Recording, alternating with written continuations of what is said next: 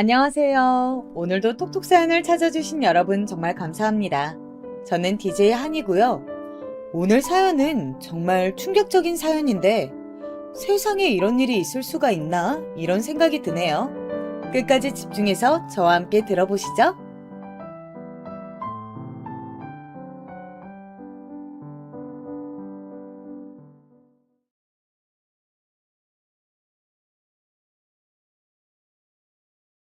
안녕하세요. 저는 서울에 살고 있는 평범한 회사원입니다. 나이는 33살이고요. 현재는 혼자 거주하고 있습니다. 오늘 제가 사연을 보낸 건 제가 겪었던 상당히 특이한 결혼 경험을 누군가와 나눠보고 싶어서입니다. 특이하다고 하는 게 맞는 건지는 잘 모르겠네요. 좀 소름 끼친다고 해야 하나? 정말 예상도 못했던 일을 겪었던 적이 있어서요. 여러분께 조심하라는 말씀도 드릴 수 있었으면 좋겠습니다. 저는 30살에 결혼을 했습니다. 지금부터 3년 전, 2020년이었는데요. 코로나 영향 한복판이었을 때 결혼한 것이라 여러 가지로 어려움을 많이 겪었습니다. 저는 작은 수출입 업체에 다니고 있었는데 아무래도 경기 탓에 회사도 어려웠고 그 때문에 급여도 많이 밀리고 그랬거든요. 아무래도 다양한 방면에서 결혼하기 쉬운 상황은 아니었죠. 다른 지인들도 결혼을 결정했다가도 모두들 취소하거나 미루는 때였는데 그래도 저는 그 당시 결혼을 감행했습니다. 왜냐하면 그때는 제가 정말로 사랑하는 여자친구를 만났었기 때문이었죠. 저하고 나이 차이가 좀 나는 편이었는데 정말 예쁘고 발랄한 사람이었어요. 당시 23살이었으니까 저하고 7살 차이였죠. 20 초반에 아직 어린 탓에 좀 철없는 면이 있었지만 그만큼 순수하기도 하고 명랑해서 제가 정말로 많이 좋아했어요. 이 사람이 아니면 결혼 못하겠구나, 평생 행복하려면 이 여자를 꼭 잡아야겠구나 라는 확신이 들었었거든요. 어려운 시국에도 제가 결혼한다고 청첩장 돌리느라 친구들을 만났을 때 여자친구의 나이를 듣고서 친구들이 도둑놈이라고 하면서도 엄청 부러워했었죠. 나이가 어리기도 했고 워낙 예쁘기도 해서 아니 사실 객관적으로 미인은 아니었지만 어린 나이 특유의 그 순수한 미모가 있었거든요. 친구들은 계속 제가 도둑놈이라면서 구박했지만 저는 당당했습니다. 제가 뭐 처음부터 속인 것도 아니었고 여자친구 쪽에서 저한테 먼저 다가온 것이었거든요. 편의점에서 일하던 여친이 제가 담배를 살 때 쪽지를 끼워주면서 번호를 달라고 했던 게 저희 관계의 시작점이었던 터라 제가 당당할 수 있었죠. 그 후에야 제가 여자친구를 더 많이 좋아했지만 말입니다. 아무튼 코로나 시국에 여러 가지 힘든 일이 있었지만 저희는 성공적으로 결혼을 했습니다. 회사가 어려운 탓에 제 급여가 밀리기도 해서 금전적으로도 빠듯한 편이었는데요. 게다가 아버지가 말기암으로 사실상 6개월 시한부 판정을 받아놓고 계셨던 터라 집안 분위기가 뒤숭숭하기도 했습니다. 그래서 결혼 자체도 근사하게 하진 못하고 소규모 정말 가까운 지인들만 모여서 하는 스몰 웨딩으로 치렀어요. 레스토랑을 하나 빌려서 지인들 참석하고 적당히 한 끼 식사를 하는 결혼식이었죠. 사실 여자친구, 아니 이제 아내가 된 내 여자한테 미안하기도 했습니다만 그래도 그녀는 특유의 긍정적이고 명랑한 태도로 우리 결혼을 받아들여 주었어요. 그러니까 제가 제 아내한테 얼마나 고맙고 행복했을지 그리고 그녀를 얼마나 사랑했을지 아실 수 있을 것입니다. 아내에게는 부모님이 안 계셨고 언니 한 명만 있었기 때문에 스몰 웨딩이 조금 더 쉬웠던 것 같기도 하고요. 그리고 아내는 아직 어린 나이라서 살아보고 혼인신고를 하면 안 되냐고 저한테 부탁을 해왔습니다. 그 정도야 얼마든지 가능했죠. 아버지는 시한부인 상황에서 아들이 결혼한다고 하니까 정말 기뻐하셨습니다. 제가 둘째인데 아버지가 돌아가시면 아버지 소유의 재산 중 집을 한 채 제가 물려받기로 했습니다. 아버지 앞으로 보험사에서 돈이 나온 것도 있었는데 그것도 함께 나눠받기로 했고요. 형은 돈에 있어서 그렇게 인색하지 않고 넉넉한 사람이라 저희 형제는 그런 문제로 싸울 일이 없었습니다. 그래도 아버지가 돌아가시기 전에 저까지 결혼하는 모습을 보여드릴 수 있어서 정말 감사했습니다. 그래서 저희 부부는 결혼한 뒤 아버지 소유로 되어 있는 집에 들어갔습니다. 단독주택이었는데 원래 1층과 지하에는 임차인을 들여서 월세를 받고는 했지만 아버지가 거기까지 관리하실 여력이 되지 않아서 비어있는 상태였죠. 마당이 크지는 않고 나무가 두세 그루 심어져 있는 주택이었어요. 나름 값도 나가는 2층 집이었죠. 신혼부부가 살기에는 좀 크기는 했지만 그래도 제 아내한테 보여주기 나쁘지 않았습니다. 아내는 결혼하기 전에 처음 그 집을 보고서 무척 기뻐했거든요. 이렇게 큰 집에서 사는 거, 나 처음이에요. 그래? 뭐 그렇게까지 큰 건 아니고 그냥 평범한데? 세상에. 우리는 그럼 2층에 사는 거예요, 오빠? 원래 2층에 주인집이 살거든. 그럼 1층이랑 지하는? 세 주면 좋은데 지금 좀 도배랑 장판은 하고 줘야 할 것 같아. 그런데 지금 당장은 이사할 사람 많지 않을 것 같으니 좀 나중에 하자고. 월세를 받으면 좋은데 사실 그러려면 관리한 지 오래된 실내를 좀 살만하게 만들어야 했거든요. 하지만 당시 코로나가 기승을 부리던 시기라 과연 이사를 많이들 할까 싶기도 했고, 게다가 무엇보다 저희 회사가 어려워서 급여도 밀리는데 도배 장판을 할 만한 돈을 따로 만들기가 힘들었어요. 뭐 하려면 할 수 있었겠지만 그렇게까지 무리해서 급하게 할 필요가 없는 일이었거든요. 아내는 아무래도 좋다면서 신이 났습니다. 결혼 후 살림살이를 들여놓고서 집안을 꾸미는 것에도 열과 성을 다했어요. 저는 가족과 같이 살다가 결혼한 것이라 집에 들어오면 어린 아내가 열심히 살림을 하다가 저를 맞이해주는 것이 너무 알콩달콩 좋았었죠. 남자분들은 아마 다들 아실 텐데요. 아내가 저녁 식사를 준비하면서 가끔 밥냄새하고 현관까지 나와서 가방하고 옷을 받아줄 때 얼마나 일하는 보람을 느끼는지 말입니다. 사실 남자들이 일하는 목표가 아내와 아이들을 먹여 살리기 위한 거지 않습니까? 아직 아이는 없었지만 아내가 있는 것만으로도 지극히 행복했었죠. 아내는 원래 고등학교를 졸업하고서 대학을 다니고 있었습니다. 등록금을 벌기 위해 편의점에서 아르바이트를 하다가 저를 만난 거였죠. 그래도 등록금 정도는 자기가 벌어서 다니는 게 낫지 않냐면서 편의점에서 계속 일을 하겠다고 고집을 피우는 아내를 말린 건 저였습니다. 사실 대학 등록금이 생각보다 꽤 큰 돈이었지만 그래도 그 돈 때문에 소중한 어린 아내가 진상들하고 싸우면서 편의점에서 일하는 것은 보고 싶지 않더군요. 그래도 너무 돈 많이 드니까. 괜찮아. 내가 얘기했었잖아. 우리 돈 곧 생긴다고. 아, 그때 얘기했던 거요? 그래. 뭐 가슴 아픈 일이지만 아버지는 곧 돌아가실 거니까.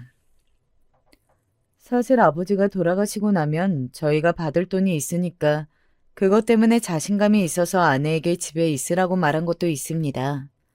집도 아직 소유권이 넘어오지 않았고 아버지 앞에 현금도 가르기 전이었지만 어쨌든 시한부 판정을 받으셨기 때문에 어차피 멀어도 1년 안에는 저희 수중에 들어오는 돈이었거든요. 저희가 뭐 욕심을 부리는 것도 아니었고 아버지가 남겨주시는 돈이니 받아서 감사히 쓰겠다는 것뿐이었습니다. 결혼 전에도 이미 수차례 우리 집이나 재산은 걱정할 거 없다. 내가 중소기업에 다녀서 많이 못 벌어도 어차피 아버지가 남겨주실 돈이 있다고 아내에게 이야기를 해두었기에 그녀도 아는 바였죠. 아내는 아버님께 죄송한 거 아니냐며 무척 망설였지만 그래도 저는 단호하게 집에서 가정주부로 있어달라고 했습니다.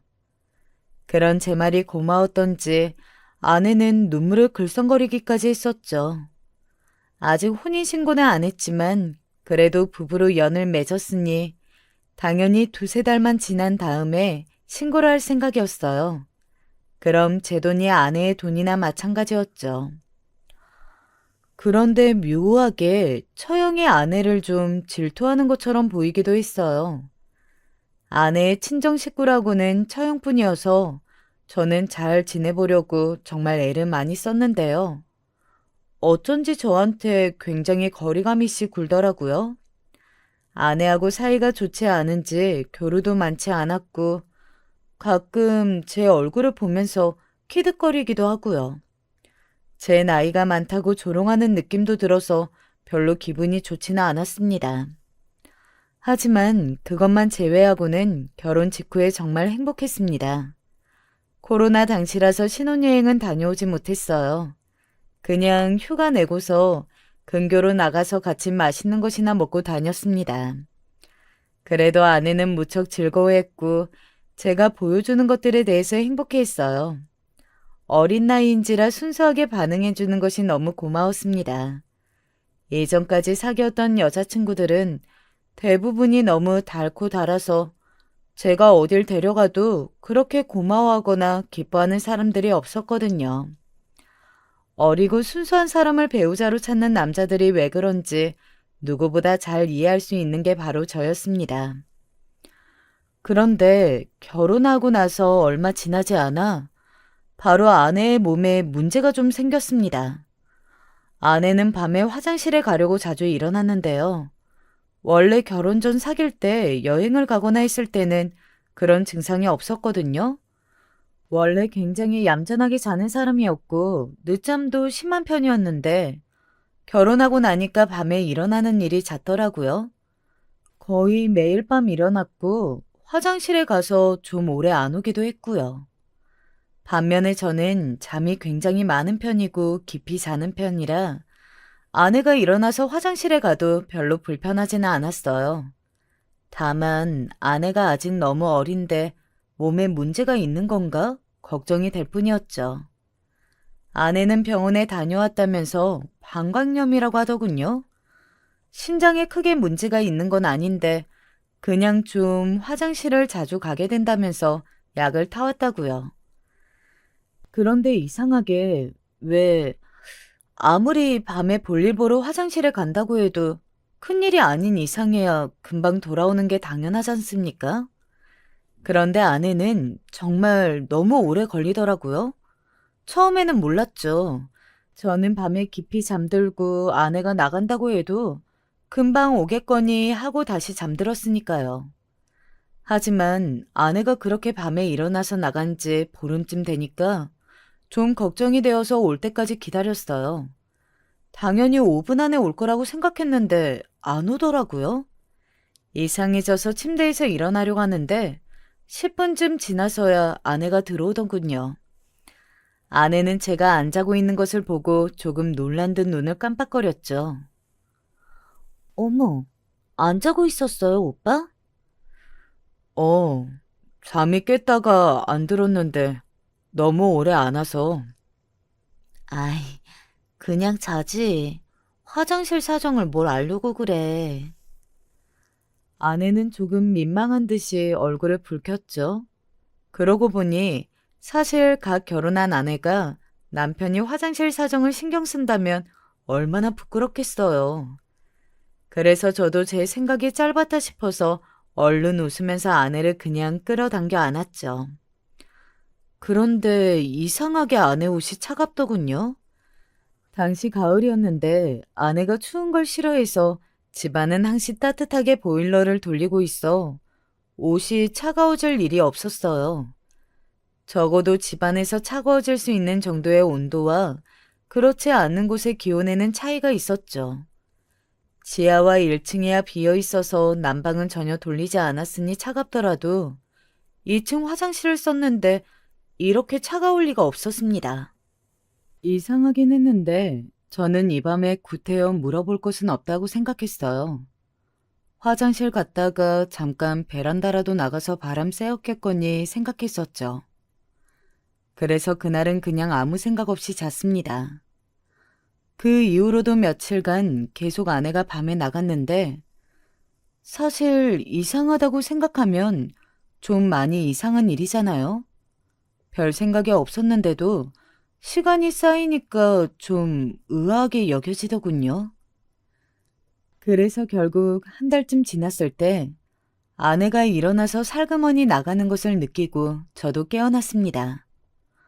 그때 불쑥 아내 뒤를 따라가 볼까 생각이 들더라고요. 뭐가 답답한 일이 있어서 자꾸 밤에 나가서 바람을 쐬고 오는 것인지 아님 화장실에서 배가 아프기라도 한 건지 걱정도 되었으니까요. 그래서 소리가 안 나게 조심히 아내 뒤를 따라갔습니다. 화장실 사정 알려고 한다고 아내가 부끄러워할까봐 조심조심 안 들키게 걸었죠. 그런데 아내가 화장실로 안 가고 아래로 내려가는 층계로 향하더군요. 저희가 살던 2층에서 1층과 지하로 실내 실외 모두 계단이 연결되어 있었거든요. 세를 주는 곳이라서 실내 계단에 중간문이 있고 거길 막아두는 형식이었는데 그걸 조심스럽게 열고서 아래로 내려가는 겁니다. 바람을 쐬려면 베란다로 나가든지 아니면 화장실은 반대편이었는데 이상한 일이었죠. 제가 따라 내려가는 것도 모르고 아내는 아래로 모습을 감췄습니다. 들킬까봐 약간 거리를 두고서 아내의 뒤를 밟았는데요. 어차피 그 계단은 한 곳으로만 향했으니까요. 아래쪽 지하실에 불이 켜지더군요. 문을 살짝 닫고 들어갔는지 문틈으로 빛이 흘러나왔습니다. 저는 왠지 긴장이 되어서 등에 식은땀이 날 지경이었습니다. 조심스럽게 발소리가 안 나도록 내려가서 가까이 가니까 웬 모르는 남자 목소리가 흘러나오더군요. 같이 섞여서 나오는 여자 목소리는 분명히 아내였습니다. 솔직히 아내가 겁에 질리거나 싫은 기색이었다면 전 당연히 그녀가 협박받거나 집에 강도가 든 거라고 생각했을 겁니다.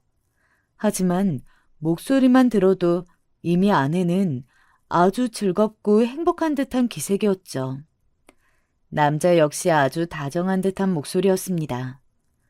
저는 약간 머리가 멍해진 채로 다가가서 문틈으로 슬쩍 들여다보았어요. 그리고 지하실에는 어떤 남자와 제 아내가 같이 끌어안고 이야기를 나누고 있었습니다. 남자는 마치 노숙자처럼 허름한 차림새였지만 체격이 무척 좋았죠. 여기 춥지? 보일러를 아예 꺼놔서 어떻게 할 수가 없네. 견딜만해. 괜찮아. 어차피 겨울 되기 전에 나갈 거잖아. 아, 진짜. 알았어. 자기, 나 이제 올라가 봐야 해. 그 인간이 요새 자꾸 깨더라. 에이, 알았어. 귀찮네 진짜. 여차하면 확. 무서운 소리 하지 말고. 아내는 깔깔 웃으면서 한 번 더 남자를 꽉 끌어안더군요. 곧 나올 것 같아서 그리고 그 상황에 제가 분명히 걸리면 안 될 것 같아서 저는 정신없이 위로 올라왔습니다. 물론 발소리가 안 나도록 조심하면서요. 무슨 상황인지 알 도리가 없었지만 절대 지금 아내가 절 눈치채게 만들면 안 된다는 것만은 본능적으로 알 수 있었죠. 제가 급히 먼저 올라서 침대에 가서 눕자 조금 뒤에 2층 화장실 문이 닫히는 소리가 크게 나더군요. 그제야 알 것 같았습니다. 그동안 저렇게 내려갔다가 제가 혹시라도 의심하지 않도록 2층 화장실 다녀온 것처럼 소리를 냈다는 것을요. 저는 혹시라도 일어났던 것을 들킬까봐 숨을 죽이고 이불 밑에서 꼼짝도 하지 않고 누워 있었습니다. 곧 아내가 들어왔고 제가 자는지 안 자는지 살피는 기색이더니 제가 움직이지 않자 곧 안심한 듯 침대에 누웠어요. 제가 누운 자리에서 제법 멀찌감치 떨어져서 몸이 닿지 않는 곳이었죠. 자기 직전에 저한테 안기면서 애교를 부리던 때와는 완전히 다른 모습으로 제게서 멀어져서 꽤 쌩한 분위기인 채로 멀찍이서 잠을 청했습니다. 머릿속이 복잡했어요. 하지만 이것을 그냥 그대로 아내한테 추궁하면 안 된다는 사실 정도는 알 수 있었죠. 그래서 저는 다음날 아침 식사도 얼레벌레 대충 하고서 급하게 밖으로 나왔습니다. 집 지하에 이상한 남자가 있고 심지어 그 남자를 아내가 다정하게 끌어안고 있었다는 건데 머리가 터져버릴 것 같았습니다. 어린 아내와 결혼해서 이제야 정말 행복한 가정을 꾸리고 내 인생을 살 수 있겠구나 싶었는데 말이죠. 이 이상한 일을 대체 어디서부터 어떻게 처리해야 하나 감이 잡히질 않았습니다. 결국 그날은 회사에서도 거의 일을 하는지 마는지 모를 정도인 상태가 되어서 결국 오후에 반차를 내고 나와서 커피숍에 앉아 있었습니다. 혼자 머리를 식히면서 앉아 있다 보니 이게 보통 일이 아니라는 생각이 들더군요. 저 혼자서는 어떻게 해야 할지도 잘 모르겠어서 당황스러웠습니다. 사실 당시 아버지는 시한부로 누워 계시지. 그러다 보니 형도 어머니도 모두들 아버지한테 정신이 뺏겨 있는 상황이라서 제가 뭘 고민 상담조차 하기 힘들겠더라고요.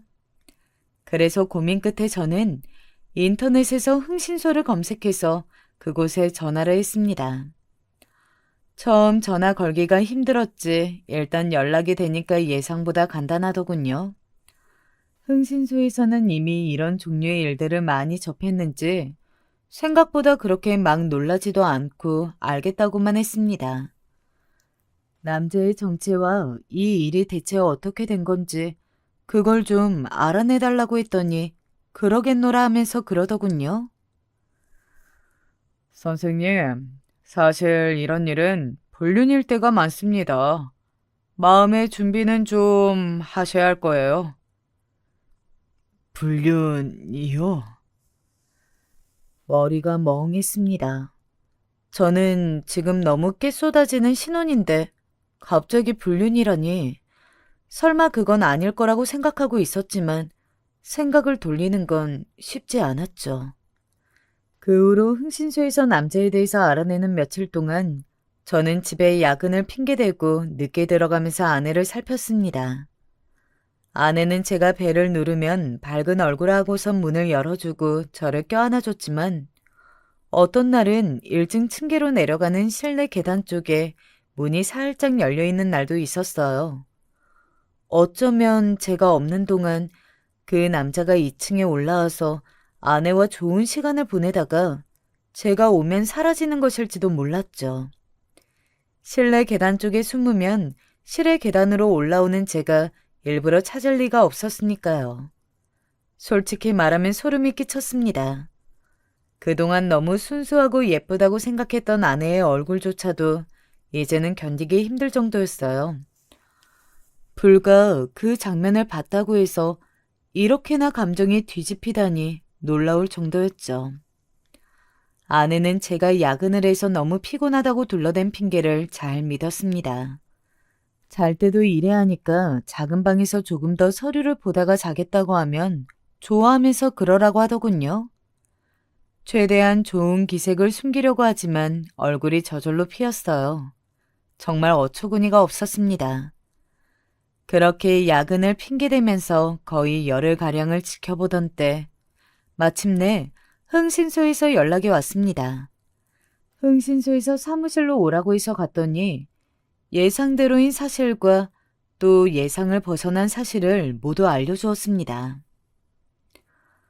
선생님, 아내분은 불륜이 맞습니다. 불륜이라고 해야 할까? 그러니까 결혼한 지 지금 한 달 좀 넘으셨다고 했죠? 단도직입적으로 말을 시작한 흥신소 사람은 걱정스럽다는 얼굴을 하고 있었습니다. 저는 고개를 끄덕였죠. 예상은 하고 있었고 거의 확신에 가까웠는데도 직접 그 말을 들으니까 머리가 새하얗게 변하더라고요. 정신이 하나도 없는데 흥신소 사람이 그러더군요. 지금 그 지하실에 있는 남자, 선생님이 출근하셨을 때 가끔 드나듭니다. 지하실에서 거주하는 것으로 보이고요. 그런데 나올 때도 머리를 푹 숙이고 모자를 쓰고 있어서 신원 파악하기가 힘들었는데 아내분 처녀 시절 주위 사람을 살펴보고 대조해 보니까 나오더군요. 누구죠? 전 남자친구입니다. 이것저것 알아보니까 선생님하고 교제 기간 동안 양다리를 걸치고 있었던 것으로 보입니다. 세상에. 말하자면 저와 사귀기 시작하면서부터도 그 남자와 관계를 유지했던 겁니다. 심지어 결혼한 후에 집에 끌어들여서 지하에 들어놓다니. 그리고 문제가 그 남자가 위험한 인물입니다. 위험이요? 네, 수배범입니다. 경제사범으로 보이는데 폭력 행위도 전과 중에 있더군요. 한 번도 아니고 상당히 여러 번으로 질이 나쁜 범죄자입니다. 에? 전 너무 놀라서 소리를 쳤습니다. 흥신소 사람은 놀랄 줄 알았다면서 고개를 끄덕였는데요. 수배가 되어 있는 전 남자친구를 지하실에 숨겨준 것으로 보입니다. 아내분이 말이죠. 아니, 이게 말이 되나요? 네, 그리고 편의점에서 만났다고 하셨죠? 혹시 뭐 가까운 시일 내에 금전적으로 돈이 들어올 일이 있으신가요? 저는 머리가 멍해졌습니다. 그러고 보니 아내가 일하던 곳은 단골 편의점이었고 그곳에서 자주 바뀌는 알바생들하고도 꽤 여러 번 이야기를 하면서 친해지고는 했었는데요. 아내도 마찬가지였습니다. 처음에는 아내가 워낙 어려서 설마 사귈 줄은 몰랐기 때문에 이런저런 이야기를 마구잡이로 했는데 어느 날 아내가 힘들어서 쪼그려 앉아 있는 것을 보고 음료수를 한 잔 사주고 대화를 길게 나누었죠. 그때 어색하니까 아무 이야기나 막 하다가 저희 집 아버지 이야기와 유산 이야기 같은 것도 어설프게 흘러나왔던 기억이 있습니다.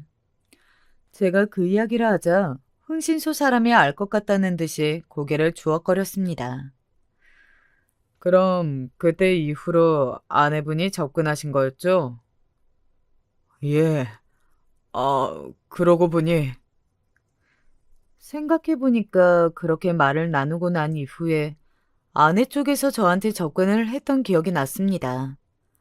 저는 그게 당시에는 서로 대화를 오래 나누고 마음의 벽을 허물어서 그런 거라고 생각했는데 뭔가 이상했죠. 그때 아마 선생님하고 결혼할 계획을 세우고 있었을지도 모릅니다. 돈 때문에요. 가까운 시일 내에 돈이 생기는 일이 있는 거죠? 예, 아버지가 시한부 판정을 받으셔서 유산이 생길 거라는 이야기를 했거든요. 그게 문제였던 겁니다. 흥신소 사람이 고개를 절레절레 흔들었습니다. 저는 머릿속이 복잡해서 아예 멍한 채로 있었죠. 그러니까 흥신소에서 모아준 정보를 종합해서 이야기를 해보자면 아내는 편의점에서 일을 하던 당시 이미 남자친구가 있었던 거였습니다. 그런데 그 남자친구가 범죄를 저질러서 수배 상태였던 거였고요. 아마 돈이 필요했겠죠. 그러니까 편의점에서 이야기를 나누다가 재산에 대해서 무심코 말을 흘린 제가 대상이 되었던 모양이었습니다. 너무 속이 울렁거려서 힘들더군요. 흥신소 사람은 안 되었다는 듯이 제 어깨를 두드려 주었지만 조금도 나아지지 않았습니다. 그럼 이 일을 어떻게 해야 하죠? 제일 좋은 건 경찰에 신고하는 방법일 겁니다. 절대 혼자서 뭘 하려고 생각하시면 안 됩니다. 경찰에 신고하면 와서 잡아주겠죠? 네, 그 남자 꽤 위험한 인간 같으니까 절대 알아차리게 하지 마시고요. 얽히면 굉장히 골치 아프고 나중에도 안전에 문제가 생길 수 있어요. 신고를 선생님이 하셨다고도 알게 하지 않는 게 좋습니다. 보복 범죄도 저질렀던 전과가 있더군요. 네. 솔직히 저는 좀 소심하고 겁이 많은 편입니다. 흥신소 사람이 그렇게 말을 하니까 갑자기 더러 겁이 나서 손끝이 차가워졌습니다. 지금 제가 무작정 신고를 하면 분명히 제가 했다는 게 들통이 날 테니까 나중에 제가 보복의 타깃이 될 수도 있는 거였죠. 하지만 그냥 둔다면? 그냥 적당히 숨어 있다가 사라지지 않을까? 돈 조금 쥐어줘서 사라지라고 하면 되지 않을까? 고민이 크게 되었습니다. 어떤 분들은 멍청하다고 하시겠지만 실제 범죄자가 집에 있다고 생각하면 그리고 이게 내 일이라고 생각하면 완전히 다른 문제가 됩니다. 나중에 언제 또 제가 보복을 당할지 모르는 일이니까요. 저는 흥신소 사무실에서 나와 집으로 돌아왔습니다. 적당히 퇴근 때를 맞춰서 돌아왔더니 아내가 역시 반가운 얼굴을 내밀더군요. 이제는 그 얼굴조차 소름 끼치고 가식적으로 보여서 저는 마주하기도 싫었습니다. 하지만 아내한테 싫은 기색을 하면 바로 저 밑에 있는 사내가 올라와서 저한테 해를 끼칠 것 같아 뭐라고 하지도 못했죠. 대충 둘러대고 작은 방으로 들어가 고민했는데 정말 머리가 빠질 것 같았습니다. 아내는 제가 이상한 기색이어도 신경도 쓰지 않은 채 일 잘하라면서 방문을 꼭 닫아주기도 했어요. 아마 1층이나 지하로 내려가서 그 사이에 그 전 남자친구하고 놀아나겠죠. 신고를 하되 제가 했다는 것을 알지 못하게 하는 법. 그 고민을 하다가 며칠 동안은 제대로 잠도 못 잤습니다. 그 사이에 아내는 저한테 다가와서 물어보았었죠. 오빠, 혹시 아버님 찾아뵈어야 하는 거 아닌가? 음? 아, 지금 호스피스에 계시니까 아버지가 가능하면 자식들 귀찮게 하지 말라고 하셨거든. 그렇구나. 아내는 안타깝다는 듯 고개를 저었지만 저는 속이 덜컥 내려앉았습니다. 아버지가 돌아가셨다는 이야기가 나오면 분명 유산 이야기가 나올 거고 유산이 저한테 오고 나면 어떻게 해서든 제게서 그 돈을 빼앗아서 달아나겠죠. 사실 돈만 빼앗아서 가도 다행이고 그 와중에 제가 분명히 다칠 게 뻔했습니다. 고민 끝에 그 흥신소에 다시 물어보니 남자는 제가 출근한 평일 낮 시간에 나와서 근처 가게에 가서 담배를 사가지고 온다고 하더군요. 집 앞 가게라서 저는 그 근처에 숨어서 하루 연차를 내고 살펴보고 있었습니다. 이게 무슨 짓인가 싶기도 했지만 제가 신변의 위협을 느끼고 있었으니 어쩔 수 없었죠. 진짜 한참을 기다렸습니다. 가게 주변 자판기 뒤에 몸 숨기고 서서 저희 집을 바라보는데 대문이 열리고 어떤 노숙자처럼 허름한 차림새의 남자가 정말로 나오더군요. 모자를 푹 눌러 쓰긴 했는데 제가 봤던 그 남자가 맞았어요. 그 남자는 주머니에 손을 넣고서 어슬렁거리면서 나와 바로 집 앞 가게로 들어갔죠. 씻었는지 노숙자로는 안 보였는데 그 말은 분명 제 집안의 욕실을 사용해서 씻었다는 뜻이겠죠? 남자가 담배를 사서 다시 대문 안으로 들어간 뒤에 저는 조심스럽게 가게 안으로 들어갔습니다. 가게 주인분은 당연히 저를 알고 있었기 때문에 반갑게 저를 부르셨죠. 아니, 2층 집 아저씨 아니세요? 지금 평일에 어쩐 일로? 그게 연차 내고서 잠깐 어디 가려고요. 그러시구나. 그런데 방금 왔다 간 그 남자요. 혹시 자주 왔나요? 음? 요새 가끔 와요. 그러고 보니까 아저씨네 집으로 들어가던데 세입자예요? 저는 당황스러워서 그냥 고개를 주워거리고서 가게 밖으로 나왔습니다. 가게 벽에 자세히 살펴보니 수배자 명단이 붙어 있긴 한데 너무 오래된 것이라 그 남자 얼굴은 없었어요. 이래서야 아무도 못 알아보는 게 당연했습니다. 모자를 쓰고 있어도 남자 체형의 어깨가 넓고 상당히 험악하게 생긴 편이어서 사진만 있다면 알아볼 수 있었을 텐데 말입니다. 어떻게 해야 할지 모르겠어서 저는 일단 그날 퇴근하는 것처럼 시간을 맞춰서 집으로 들어왔습니다. 제가 침울한 기색이자 아내는 뭔가 이상하다는 듯이 천진한 얼굴로 고개를 갸웃거리면서 제 곁으로 와서 팔짱을 끼웠죠. 일부러 몸을 밀착하고서 저한테 애교를 부리는 아내의 얼굴이 예전 같으면 너무나 예뻤겠지만 지금은 소름이 끼쳤습니다. 오늘도 아마 제가 나가 있는 동안 그 남자하고 살갑게 다정하게 애인다운 시간을 보냈겠죠. 그리고 저와 아버지의 재산을 빼앗아 달아날 생각만 하고 있었을 것입니다.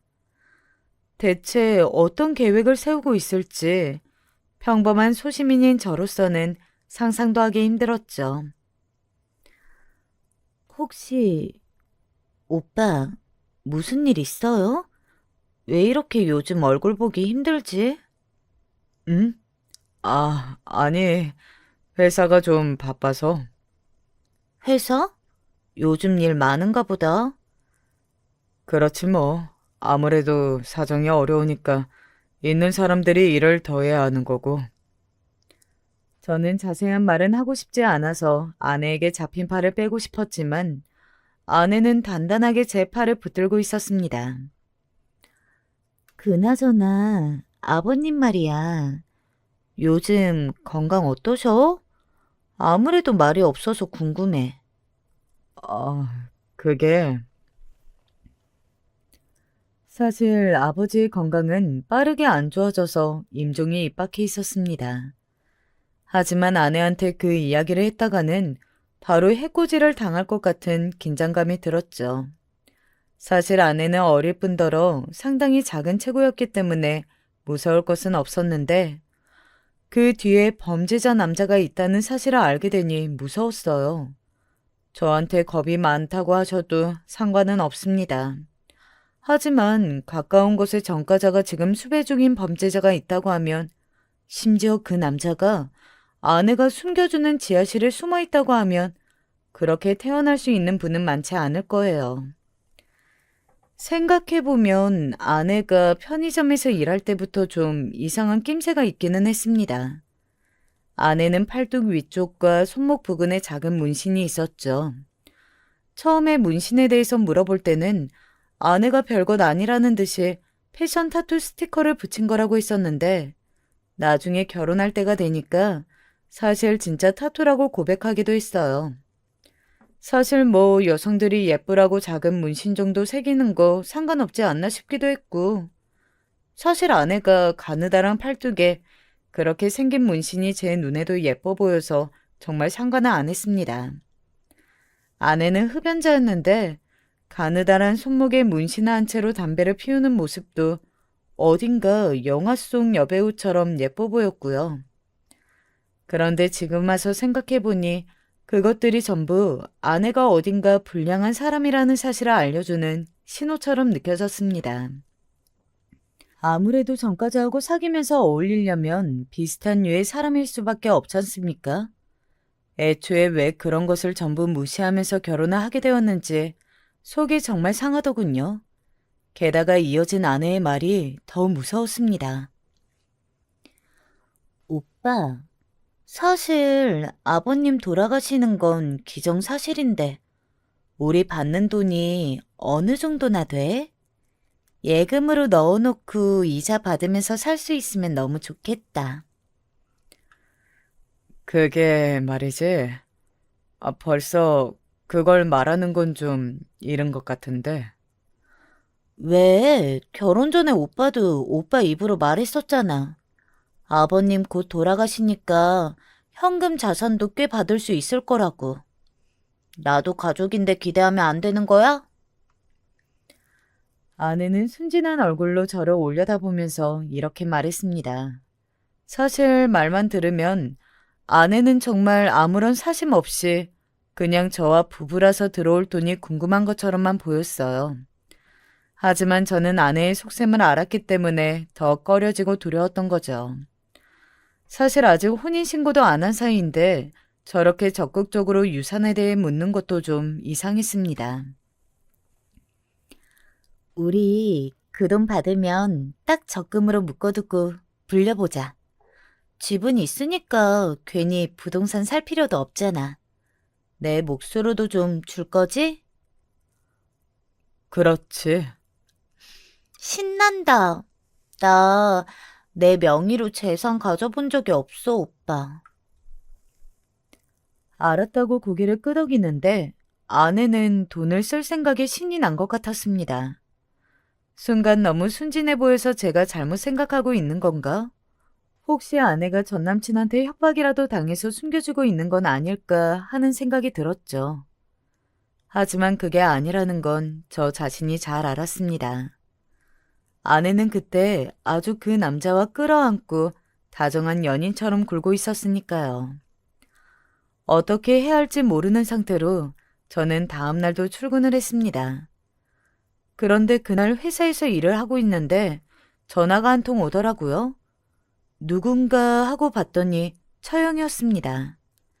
아내의 하나 있는 언니도 아내와 비슷한 분위기의 여성이었어요. 그래서 자매가 무척 닮았구나 했었죠. 제부, 잠깐 이야기할 수 있어요? 아, 네. 어쩐 일로? 별건 아니고 혹시 요즘 동생한테 무슨 일이 있나 해서 전화를 통 안 받더라고요. 네? 아, 그런가요? 사실 아내의 자매는 그리 사이가 좋은 편은 아니었습니다. 서로 처녀 시절에도 상당히 자주 싸웠다고 하더라고요. 생긴 게 비슷한 만큼 취향도 비슷해서 서로 옷도 뺏어 입고 그러다가 의상하고 그런 일이 많았다고 했어요. 결혼할 때는 처형이 저를 별로 마음에 안 들어 했지만 말입니다. 좀 한심스럽게 본다고 할까요? 아무튼 굉장히 거리감을 두고 저를 대했었어요.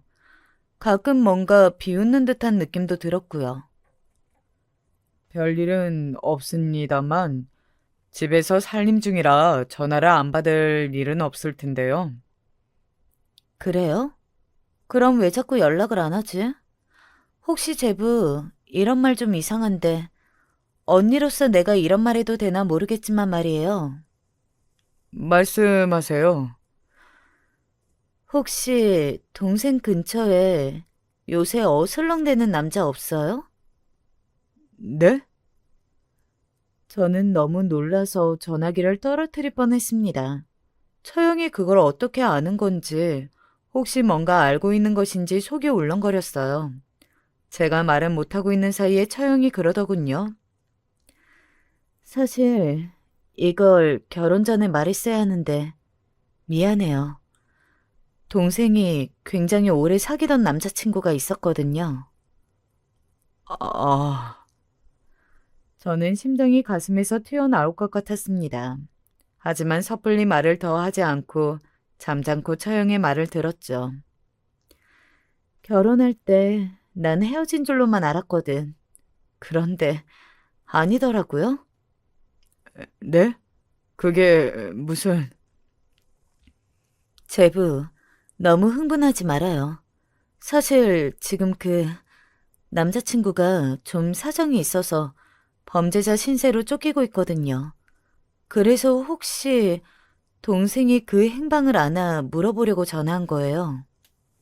당연히 아는 일이었죠. 하지만 거기서 제가 그 남자의 행방을 말하면 안 될 것 같다는 생각 때문에 저는 입을 꽉 다물었습니다. 처형은 계속해서 아내의 태도를 물어보면서 저한테 유도신문을 했어요.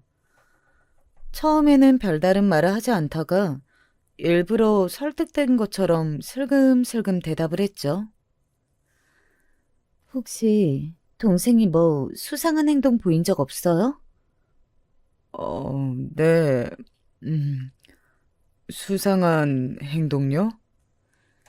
평소랑 다르게 뭔가를 한다거나 어딜 간다거나.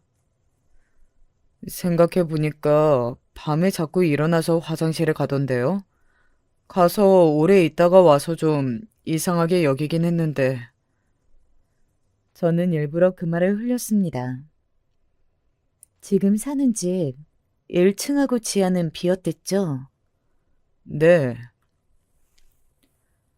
처형은 잠깐 말이 없더니 갑자기 급한 일이 생겼다면서 전화를 끊더군요.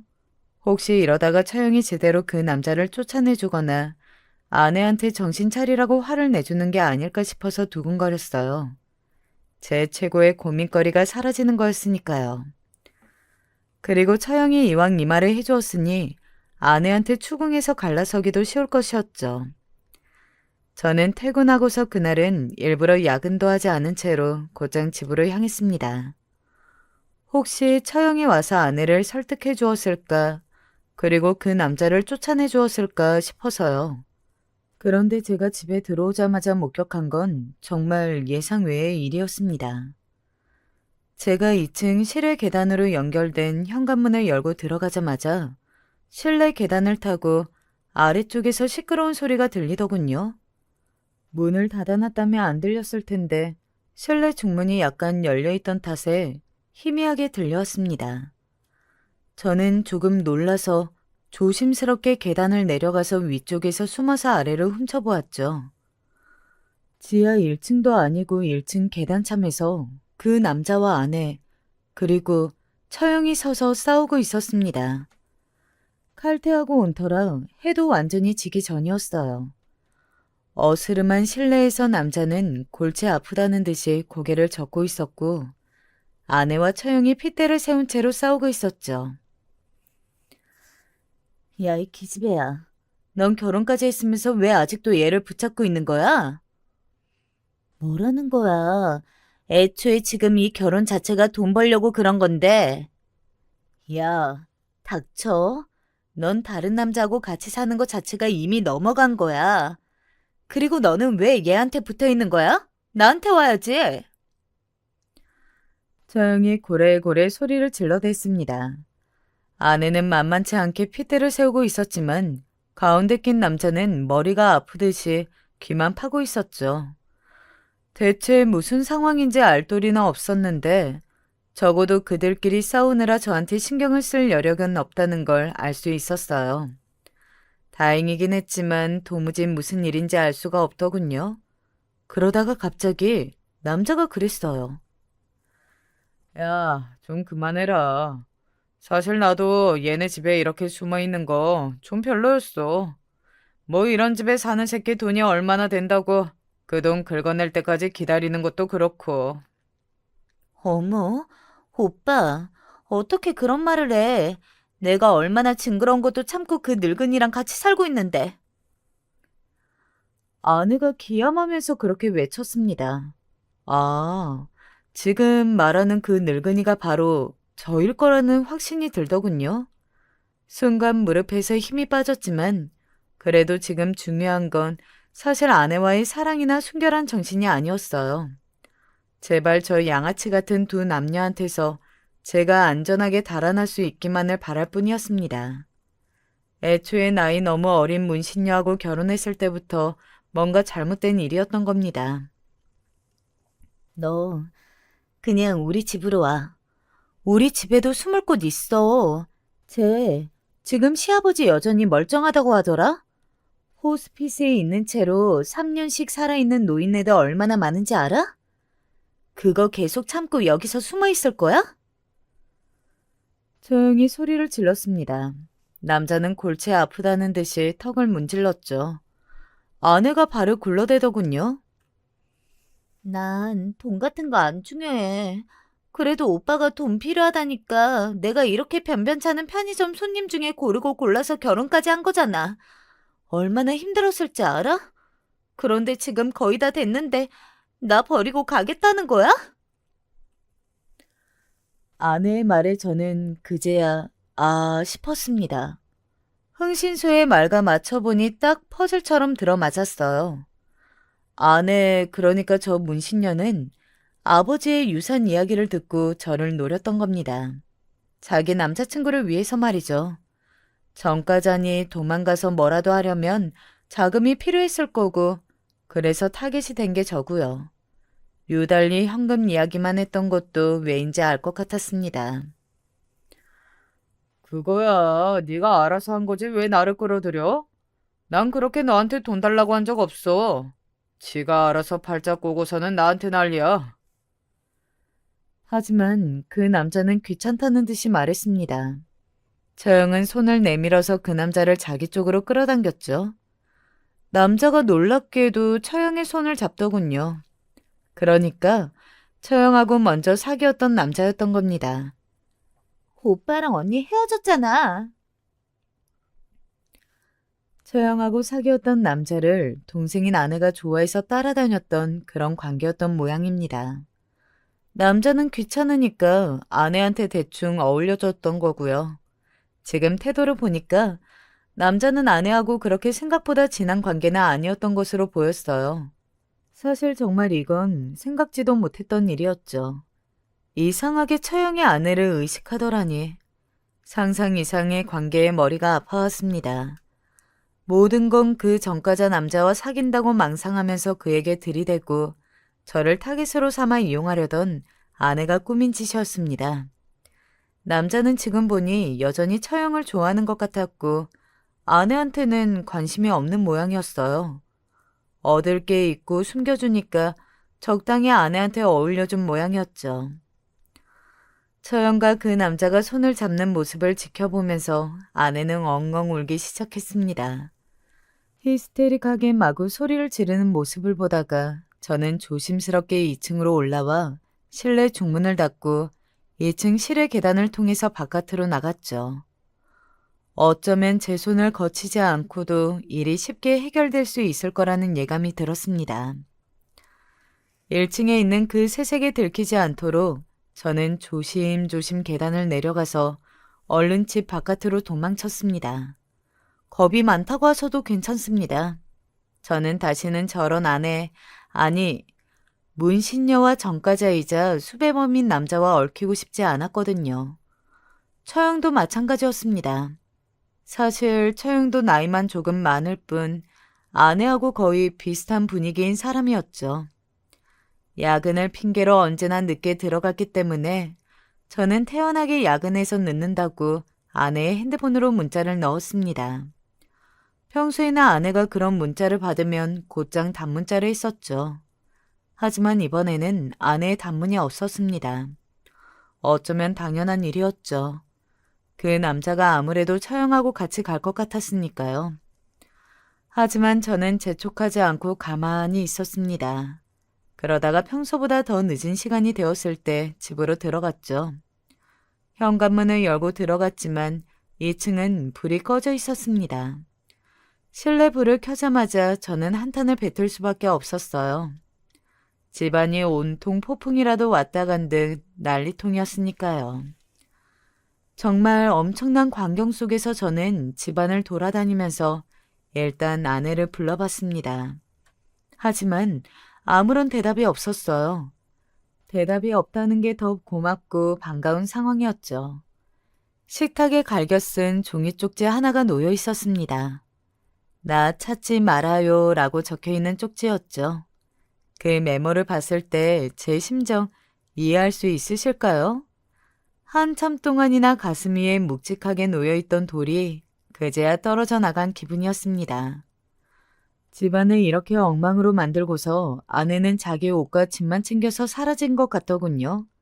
아마도 남자는 처형이 데려간 모양이고 아내는 그걸 쫓아간 것 같았죠. 참 대단한 사랑 나섰다 싶었습니다. 그래도 어쨌든 범죄자와 엮이지 않고 그대로 일이 잘 종료될 수 있었으니 천만다행이었어요. 집안은 엉망진창이었지만 저는 웃으면서 정리를 했습니다. 조심스럽게 아래로 내려가 보았지만 지하와 1층도 모두 비어 있었어요. 지하에는 남자가 살았던 흔적이 있어서 좀 열받기는 했지만 그래도 이렇게 끝난 게 어디냐 싶었죠. 그렇게 끔찍하게 저를 늙은이라고 부르던 것을 생각하면 절대 돌아올 리가 없었으니까요. 일단 혼인신고를 안 했던 게 천만다행이었습니다. 그동안 아내가 했던 말을 돌이켜보면 현금 자산을 받은 뒤에 자기 명의로 돈을 뭉텅이로 빼돌릴 생각이었던 것 같아요. 어차피 혼인신고할 건데 부부 자산이지 뭐냐, 상관없지 않느냐. 부동산은 오빠 명의로 가져라 하는 등의 말로 저를 꼬셔서요. 부동산은 처분하기가 힘들고 빼돌릴 수 없으니 유달리 현금 자산에만 집착했던 게 이제야 이해가 갔습니다. 아마도 처형과 사귀던 남자가 헤어지고 나서 아내가 쫓아다니는 걸 적당히 맞춰주며 만났고, 아니 사실 만난 건지 아니면 그냥 아내가 일방적으로 짝사랑하며 쫓아다닌 건지도 잘 모르겠습니다. 그 남자가 아무튼 범죄를 저질러서 수비자가 되어 나타나자 돈이 필요하니 저를 찍어서 결혼해 숨겨두면서 돈을 빼돌리려 했던 것으로 추측하고 있습니다. 성공했다면 완벽했겠죠? 아내와 저는 아예 문서상으로도 남이었고 잘 꼬드겨서 돈만 자기 명의로 받으면 다시 볼 일도 없었을 테니까요. 하지만 다행히도 그 여자가 밤에 유달리 자주 일어나서 사라지는 걸 제가 알아챘던 거였습니다. 생각해보면 소름 끼치는 일이죠. 저는 그 길로 그 집을 팔아버리고서 아예 다른 지역으로 이사를 했고 연락처도 모두 차단했습니다. 그들이 어떻게 되든지 간에 모르겠고 다시는 보고 싶지 않았거든요. 여러분, 세상에는 정말 다양한 형태의 범죄자들이 있습니다. 범죄자까지는 아니어도 언제든 사랑하는 마음을 이용해서 등치려는 인간들이 질비하게 늘어서 있죠. 항상 조심하시길 바랍니다. 누구나 저처럼 운이 좋을 수는 없는 일이니까요.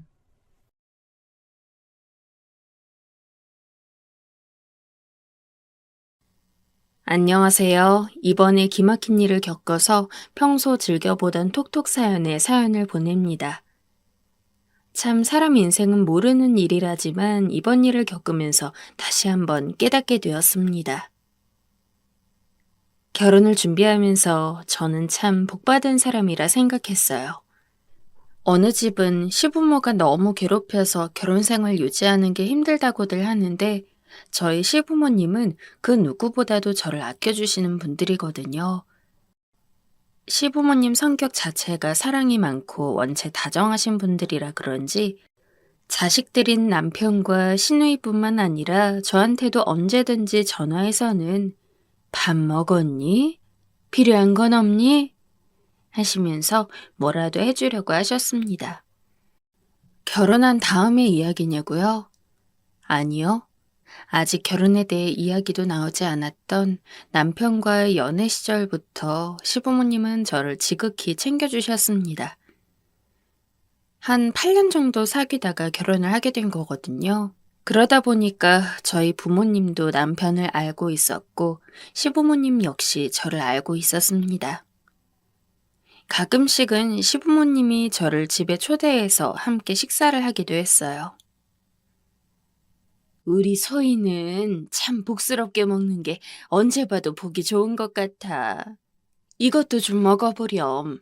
너가 갈비 좋아한다고 해서 앞에 갈비 제일 맛있는 집에서 사온 거야. 우리 아들이 잘해주니? 못해주면 우리한테 꼭 일러야 한다. 알았지? 어떤 분들은 남자친구 부모님이 그렇게까지 살갑게 대하면 부담스러워 하실 수도 있을 겁니다. 하지만 전 아니었어요. 저희 부모님은 좋은 분들이었지만 애정 표현 같은 것에 한해서는 굉장히 무뚝뚝한 분들이셔서 사실 전 자라면서 부모님한테 엄청 사랑받았다는 느낌을 받진 못했거든요. 그러나 저는 부모님과는 정반대로 애교도 많고 좋으면 좋다고 이야기를 해야 성이 풀리는 사람이었고요. 수십 번을 사랑한다고 해도 한 번도 사랑한다고 이야기해주지 않는 부모님 때문에 저는 알게 모르게 애정 표현이 많은 집을 부러워했습니다. 그런 상황에서 시부모님은 딱 제가 생각하는 이상형 같은 부모님이었어요. 제가 먼저 이야기하지 않아도 늘 저를 아낀다는 티를 내주셨고 가끔씩 장난이긴 하지만 우리 딸 하고 부르면서 정말 친부모님처럼 대해주시는 시부모님이 저는 너무 좋았습니다. 남편도 그런 시부모님을 닮아서인지 언제나 저에게 상냥했죠. 저와 남편은 동갑이지만 사실 돌이켜보면 제가 더 애처럼 군 적이 많기도 한데 남편은 그런 저를 언제나 오빠처럼 지켜봐 주었어요. 남편도 좋고 시부모님도 좋은 상황에서 제가 남편과의 결혼을 망설일 이유는 없었죠. 시부모님은 당연히 저희의 결혼을 적극 찬성했고 저희 부모님도 알게 모르게 남편을 마음에 들어했기 때문에 결혼 준비는 그 어느 때보다도 쏜살같이 진행됐습니다. 게다가 놀랍게도 시부모님께서는 저희 신혼집까지 마련을 해주셨어요. 너무 부담스러워하지 말고 받아라. 내가 예전부터 재호한테 소희 너랑 결혼을 하면 신혼집을 해주겠다고 약속한 게 있거든. 우리가 그만큼 소희 너를 며느리로서 좋아하는 거니까 네가 괜히 신경 쓰거나 할 건 없어. 오히려 우리가 너무 고맙지. 소희 같은 며느리가 우리 집에 와주는 건데. 그렇고 말고. 사실 이 신혼집도 너랑 가족이 되는 것에 비하면 싸다고 생각하고 있어. 아이고 여보, 이거 생각해보니 신혼집뿐만 아니라 혼수도 우리가 다 해줘야 맞는 거 아니야? 어머, 그러게요. 반 정도는 장난이시겠지만 분명 진심도 섞여 있을 이야기에 솔직히 눈물이 핑 돌았습니다. 저는 남편과 사귀면서도 늘 남편이 제게 과분하다고 생각했거든요. 그래서 남편과 결혼을 하고 싶다고 생각할 때도, 그리고 시부모님이 남편의 여자친구인 저를 좋아해 주신다고 할 때도 막상 결혼까지 생각을 하고 있다고 하면 그리 좋지 않은 반응이 나올 수도 있을 것 같다고 생각을 해서 두려웠어요. 그랬는데 언제나와 다름없는 모습으로 오히려 제가 집에 들어오게 되어서 너무 좋다고 말씀하시는 시부모님을 보니까 마음이 푹 놓였죠. 앞으로 제가 남편과 결혼 생활하는 동안 정말 저희 친부모님만큼 어쩌면 친부모님보다도 더 잘 모실 거라고 다짐했습니다. 그렇게 제 결혼 생활은 순조롭게 진행됐어요. 저희 신혼집은 시댁에서 그리 멀지 않은 곳에 있는 32평형 아파트였어요. 집을 고르실 때 저와 남편의 직장이 그리 멀지 않은 곳으로 고르셨다고 하더라고요. 그런 것까지 신경 써주셔서 정말 너무나 감사했습니다. 깨끗하고 관리가 잘 된 신혼집에서 제가 준비해온 혼수로 꿈을 그리는 신혼생활을 이어갔습니다. 남자친구에서 남편이 된 제 배우자는 언제나 일이 끝나면 칼같이 집에 들어왔고, 제가 가끔씩 남편이 너무 집에만 있는 것 같아서 나 그런 걸로 뭐라고 안 하니까 당신 만나고 싶으면 친구들 만나고 와도 돼. 라고 한 적이 있었는데 그럴 때면 남편은 에이, 당신이랑 있는 게 제일 좋은데 내가 왜 친구랑 만나? 라며 애정 표현을 아끼지 않았습니다. 제 주변 친구들한테 이런 이야기를 하면 남편 복에 시부모 복까지 터지고 넘쳤다며 다들 저를 부러워했죠. 남들은 시댁 가기 싫어한다고 하는데 저는 오히려 시댁에 너무 가고 싶어서 별일이 없는데도 혼자서 시댁을 찾아가서는 시부모님과 함께 시간을 보내고 올 때도 있었습니다. 하지만 그렇게 영원히 행복할 것만 같던 제 신혼생활에도 먹구름이 드리웠습니다. 바로 타지에서 결혼 생활을 하고 있던 시누이 때문이었죠.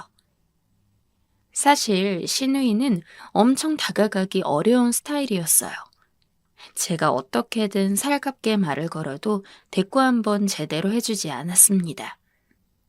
특별히 저에게 나쁘게 대한 것은 없었기 때문에 저도 악감정을 갖고 있진 않았지만 내심 남편도 그렇고 시부모님도 그렇고 다들 다정하고 상냥한 데에 비해 시누이만 조금 다른 느낌이란 생각을 하긴 했었어요. 하지만 당시 시누이는 이미 결혼한 지 반년쯤 지난 상황이었고 타지에서 일하는 시누이 남편 덕분에 시누이 역시 서울을 벗어나 지방에서 살고 있었던지라 실질적으로 제가 시누이를 볼 일은 많이 없었습니다. 그래서 크게 신경 쓰지 않았죠. 그런데 제가 결혼을 하고 한 3개월 뒤에 상황이 바뀌어서 시누이도 시부모님 근처에서 살게 되었어요. 안 그래도 올해 얼굴을 자주 못 봤던 터라 대하기가 더 어렵긴 했지만 그래도 이제는 제가 남편과 결혼도 했고 진정한 의미로 가족이 된 만큼 제가 다시 한번 다가서면 시누이도 나쁘지 않게 받아들여 줄 거라 생각했습니다. 형님, 이번에 서울로 올라오셨다는 이야기 들었어요. 이제 얼굴 자주 뵐 수 있겠네요. 너무 반가워요, 형님. 시간 되시면 저희 집에 놀러 오세요. 저도 형님네 집에 한번 찾아뵐게요. 우리가 뭐 서로 얼굴 보고 인사할 사이니? 바쁜 일 아니면 전화하지 마. 그러나 신우이의 반응은 차가웠습니다. 제가 예상했던 것보다 더 심했죠. 이전에 시누이는 저에게 다정하지는 않았지만 그렇다고 해서 무작정 날카롭게 말을 뱉는 사람도 아니었습니다. 그냥 조금 무뚝뚝한 게 티가 나는 정도였을까요? 그런데 결혼을 하고 난 뒤 오랜만에 연락을 하게 된 시누이는 저에게 적대감이 가득했어요. 맹세코 그럴 일이 없었는데도 말이죠. 처음에는 그냥 조금 기분이 안 좋아서 그랬나 보다 싶어서 제가 몇 번을 더 전화했습니다. 그러나 제가 전화를 걸 때마다 시누이의 반응은 한결같았어요. 너무 당황스럽고 한편으로는 슬프기도 했지만 그렇다고 해서 이걸 남편이나 시부모님한테 이야기할 수도 없었어요. 그래서 저는 그냥 언젠간 정말로 친해질 수 있을 거라고 그렇게 믿으며 굳이 시누이에게 먼저 전화를 하거나 하진 않았습니다.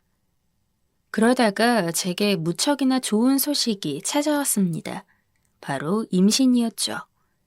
제가 다른 산모보다 몸이 약해서 더욱 주의를 기울여야 한다고 의사가 이야기했지만 그래도 저와 남편의 사랑 속에서 태어날 아이가 제 뱃속에 있다는 것은 제겐 그 무엇보다도 축복이었습니다. 당신이랑 결혼하고 나선 정말 좋은 일만 있는 것 같아. 앞으로 당신은 아무것도 하지 마. 아이 낳을 때까진 집에서 푹 쉬고 맛있는 거 먹는 거에만 집중해.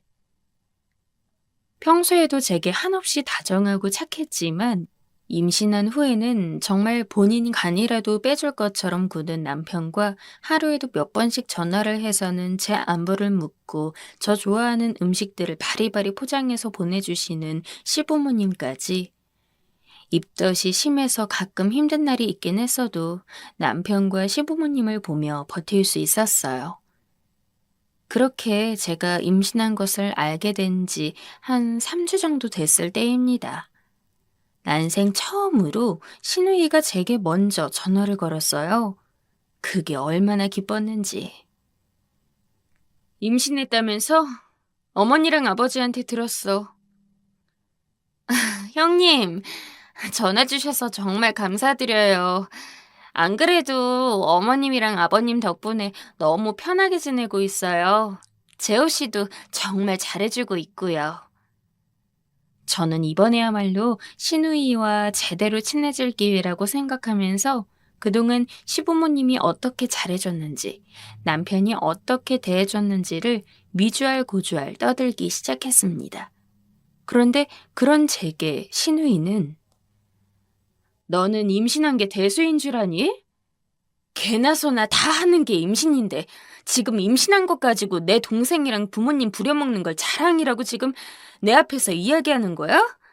그래서 나한테도 그렇게 해달라는 거야, 뭐야? 생각지도 못한 충격적인 말에 말문이 막혔습니다. 그러나 시누이는 계속해서 저를 욕했죠. 시부모님 힘든 건 하나도 생각 안 하고 본인이 임신한 걸 다 전부 남한테 기대가면서 어떻게든 덜 힘들려고 하는 속물이라고요. 그때는 신우이가 왜 그렇게 심하게 이야기하는지에 대한 원망도 들지 않았습니다. 너무 순수하게 살아왔다는 느낌이 드실 수 있겠지만 저는 살면서 한 번도 남한테 욕을 해본 적이 없어요.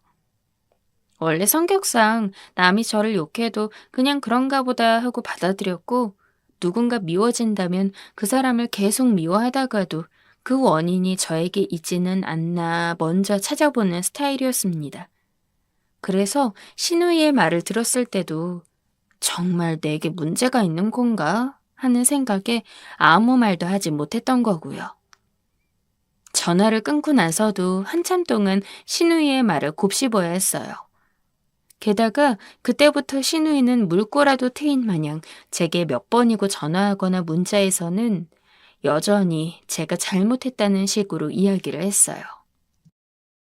아주 상전이야, 상전. 그렇게 태어날 아이가 퍽도 잘 자라겠다. 정신 차려. 임신했다고 시부모님한테 딱 붙어 앉아가지고 다 받아 처먹는 며느리가 어딨어? 요즘 시대가 변했다고 해도 이건 기본이 아니지. 아주 임신했다고 유나는 다 떠는데 나 그 꼴 더 이상 못 봐. 옳게 적당히 좀 해. 내 말 허투루 듣지 마. 나중에 가니까 그 말들이 고통스러운 걸 넘어 제게 너무나 큰 스트레스로 자리하더라고요. 하혈도 했고 몇 번을 쓰러졌습니다. 남편도 시부모님도 계속 제 걱정을 하면서 요새 무슨 일 있냐고 힘든 일이라도 있는 건 아니냐면서 이것저것 물어봤지만 저는 거기에 대한 대답을 할 수 없었어요. 그 이야기를 하려면 신우이가 제게 무슨 말을 했는지부터 말해야 했으니까요. 어떻게든 제 선에서 참아 넘기려 했습니다. 하지만 저는 결국 힘들게 저를 찾아온 아이를 하늘로 먼저 떠나보내야 했죠. 얼굴 한번 보지 못한 채로요. 여보, 괜찮아. 우리 아이는 너무 예뻐서 신이 우리한테 선물로 내려주려다가 마음이 바뀌어서 변덕을 부린 건가 봐. 우리 아이는 먼저 하늘에 가서 행복하게 살면서 우리 기다리고 있을 거야. 그러니까 당신은 몸조리만 신경 써. 아이를 유산하고 얼마나 울었는지 모릅니다. 남편은 매일 우울해하는 저를 달래느라 바빴죠. 참 멍청하게도 그때까지만 해도 저는 제가 유산한 것에 있어서 신우이의 탓이 아니라고 생각을 했습니다. 제가 마음을 나쁘게 먹어서 하늘이 벌을 주는 거라고 생각을 했어요. 그런데 제 생각이 얼마나 말도 안 되는 것이었는지는 유산 이후 저에게 걸려온 신우이의 전화에서 알게 되었습니다. 아이 유산했다는 소식 들었어. 너무 상심하지 마. 솔직히 우리 부모님도 그렇고 재호도 그렇고 올케한테 정말 잘해줬잖아. 특히 우리 부모님 나한테는 기껏 혼수만 해주더니 올케한테는 신혼집까지 차리셨대. 그냥 분에 넘칠 정도로 시댁 식구 사랑받아서 그런 일이 일어난 거라고 생각해. 그리고 혹시 모르지. 더 좋은 아이를 가지려고 나쁜 아이가 먼저 하늘로 올라간 걸지도. 그날의 전화에서 신우이가 왜 유독 저에게 적대적이었는지를 알게 되었습니다. 신우이가 결혼을 할 때 시부모님은 신우이에게 혼수용품만 마련을 해준 모양이었어요. 그 이유까지는 알 수 없었지만 어쨌든 그게 시부모님의 판단이었죠. 그러나 신우이는 그게 못마땅한 모양이었습니다. 그러던 중 본인이 결혼한 지 얼마 안 지나서 제가 며느리로 들어오게 되었는데 딸인 자신한테는 혼수용품만 해주고 생판 남인 며느리한테는 신혼집까지 해줬다는 게 신우이는 싫었던 겁니다. 그리고 그 증오는 제게 온 것이죠. 게다가 최고의 시부모님이라고 할 수 있는 저희 시부모님과는 달리 신우이는 결혼 초반부터 온갖 시집살이에 시달렸어요. 나이도 아주 많이 차이 나지 않고 결혼 시기도 비슷한데 저는 신우이와 완전히 다른 결혼 생활을 하고 있으니 그게 질투가 났던 신우이는 제게 그런 말들을 했던 거고요. 저는 바보같이 저를 좋게 생각하지도 않는 신우이의 말에 휘둘려 스트레스를 받고 아이까지 떠나보내야 했습니다. 앞서 이야기했지만 한 번도 누군가를 진심으로 미워한 적 없었어요. 누군가가 싫다고 하더라도 나에게도 분명 문제가 있을 거라고 그렇게 믿어왔습니다. 그런 제가 인생 처음으로 누군가를 강렬하게 증오하게 되었어요. 바로 제 시누이였죠. 여전히 떠올리기만 해도 눈물이 나는 제 아이를 마음대로 나쁜 아이라 칭하고 아무런 잘못도 하지 않은 저를 그저 본인의 질투와 이기심만으로 미워하고 싫어한 시누이를 제가 좋아해야 할 이유는 없었습니다. 어떻게 유산에서 슬퍼하는 저에게 나쁜 아이가 먼저 올라가고 좋은 아이가 올 거라는 말도 안 되는 말을 할 수가 있죠. 그렇게 저는 한동안 시누이와 아예 연락을 하지 않았어요. 시부모님 집에 갔다가 얼굴을 보게 될 일이 있어도 그냥 예의상 인사만 할 뿐 예전처럼 친해지기 위해서 노력하지 않았죠. 솔직히 얼굴 자체도 보고 싶지 않았습니다. 저를 볼 때마다 올케 왔어? 라며 뻔뻔하게 인사를 하는 시누이의 꼴도 보기 싫었고 그 누구에게도 이 아픔을 이야기하지 못하고 저 혼자 참아내야 한다는 것도 싫었어요. 어이가 없었던 게 이전에는 시누이를 봐서 제가 먼저 인사를 해도 한 번도 제대로 받아본 적이 없었는데 제가 유산을 하고 난 이후에는 오히려 시누이가 저에게 아는 체를 하는 일이 많았습니다. 남편과 시부모님은 그저 시누이가 유산을 한 저를 안타깝게 여겨서 잘해주는 거라고 생각해서 좋아했지만 저는 알 수 있었습니다. 시누이는 그저 자기랑은 다르게 시부모 사랑도 받고 시집살이도 한 번 안 하고 편하게 산 것 같은 제가 유일하게 겪은 절망을 비웃어주고 싶은 거라는 것을요. 그 속셈을 빤히 알았기에 저는 마음속으로 매일 빌고 또 빌었습니다. 정말 신이 있다면 시누이에게도 저와 똑같은 아니면 최소한 비슷한 정도의 고통이 오기를 말이죠. 그렇게 1년 정도 지났을 쯤에 저는 시부모님으로부터 한 가지 소식을 듣게 되었습니다. 바로 시누이의 임신이었죠. 저보다 몇 개월 일찍 결혼했던 시누이는 최대한 빨리 아이를 가지고 싶었던 모양인데 임신이 마음처럼 잘 되지 않았던 것 같아요. 지금 보면 제가 임신을 빨리 했던 것도 아마 시누이가 저를 질투하게 된 원인이 아닐까 싶네요. 아무튼 그렇게 계속해서 임신을 위해 노력한 끝에 시누이에게 아이가 찾아온 것입니다. 솔직히 그런 생각하면 안 된다는 걸 머리로는 알고 있었어요. 시누이 뱃속에 있는 애는 죄가 없으니까요. 하지만 저는 시누이가 가진 아이가 정상적이지 않은 아이이기를 바랐습니다. 정말 온갖 저주를 다 퍼부었어요. 만약 저주가 돈을 주고서 가능한 것이었다면 저는 몇백만 원이든 몇천만 원이든 부르는 대로 그냥 안겨주고 시누이에게 저주를 걸어달라고 했을 정도입니다. 사실 시누이의 임신 소식을 알고 나서 익명 사이트에 몰래 제 이야기를 짧게 올린 적이 있었거든요. 그런데 거기서 누가 그러더라고요. 마음은 알겠는데 그렇게 나쁘게 마음을 먹으면 나중에 저한테도 좋지 않게 돌아올 거라고요. 솔직히 그분 말이 맞다고 생각합니다. 하지만 저는 이미 누구보다 사랑할 수 있었던 제 아이를 잃고 나서 아무것도 눈에 뵈는 게 없었습니다. 게다가 제가 실질적으로 시누이를 해하기 위해서 무슨 행동을 한 것도 아니고 시누이가 제게 한 것처럼 말로 스트레스를 준 적도 없습니다. 그냥 저한테 나쁜 짓을 한 사람이 저랑 똑같은 고통을 받기를 원하는 게 그렇게 큰 잘못인가요? 저는 잘 모르겠어요.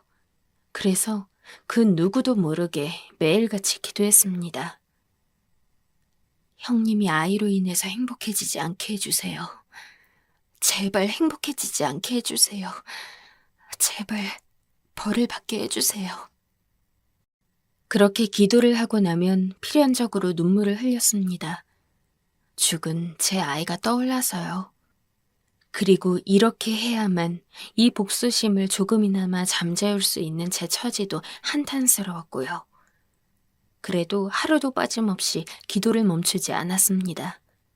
이 세상에 신이 있다면 분명 어떻게든 신우이는 제게 한 짓을 돌려받을 거라고 믿었습니다. 그렇게 10달을 꽉 채우고 신우이의 아이가 태어났습니다. 아들이었죠.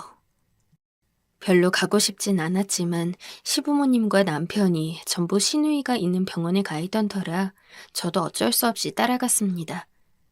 그 어느 때보다도 행복한 얼굴로 아이를 안고 있는 신우이를 보니까 씁쓸하더라고요.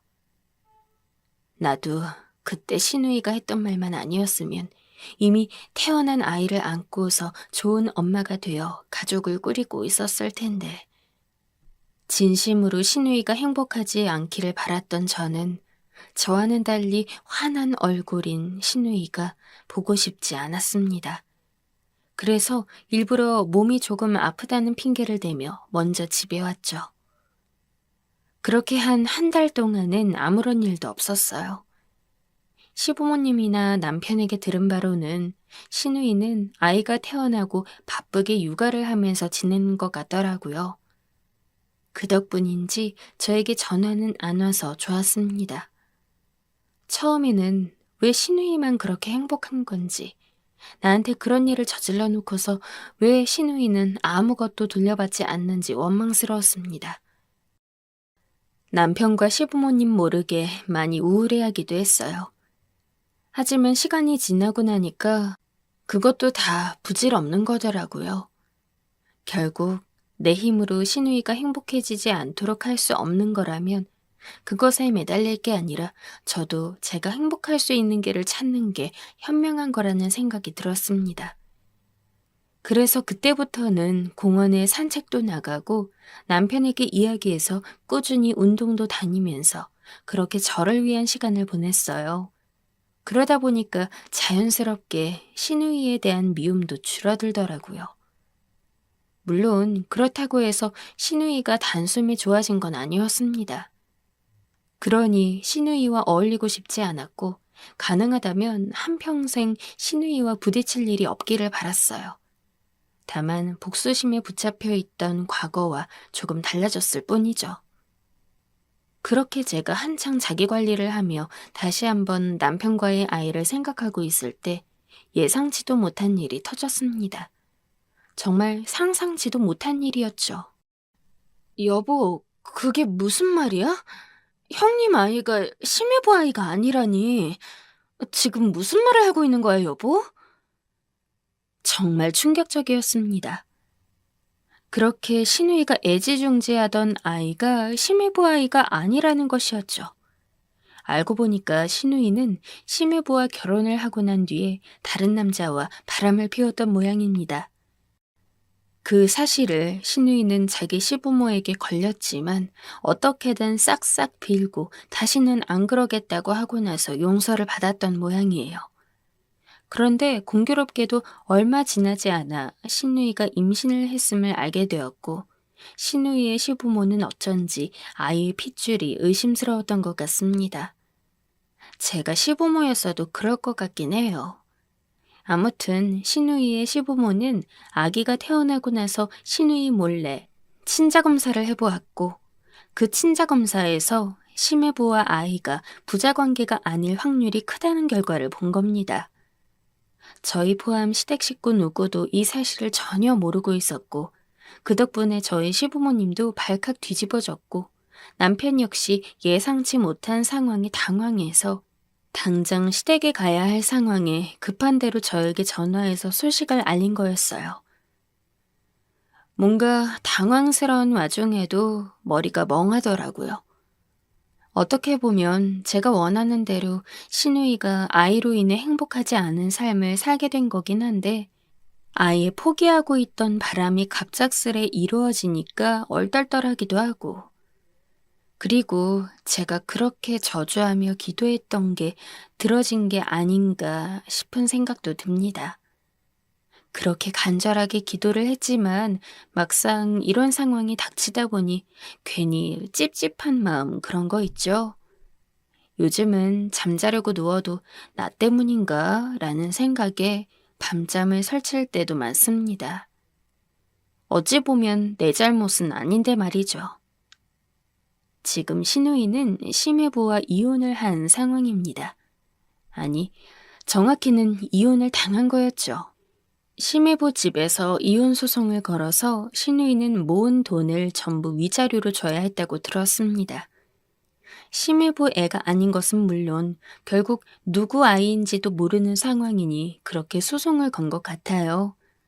대체 신우이는 어떤 인생을 산 건지. 저희 시부모님은 심해부 댁에 머리 숙여 사과하고 지금 신우이는 거의 없는 딸 취급을 하고 있고요. 남편도 이번 일로 신우이에게 많은 실망을 한 모양인지 가끔 신우이에게 전화가 오는 것 같은데 전부 차단하고 안 받고 있습니다. 이번 사태의 신우이를 보면서 참 많은 걸 깨달았어요. 정말 사람은 착하게 살아야 하는 것 같다고요. 예전만큼 신우이가 증오스럽지 않다고는 하지만 솔직히 꼬시다는 마음은 있습니다. 신우이가 마음만 잘 쓰고 올바르게만 살았어도 이런 일은 없었을 테니까요. 아무튼 지금의 저는 그 어느 때보다도 평화로운 나날을 보내고 있습니다. 이제 신우이도 그렇게 됐으니 저도 더 이상 나쁜 마음 안 먹고 제 미래를 위해서 노력하며 신우이도 신우이대로 갱생해서 올바르게 살기를 바랍니다.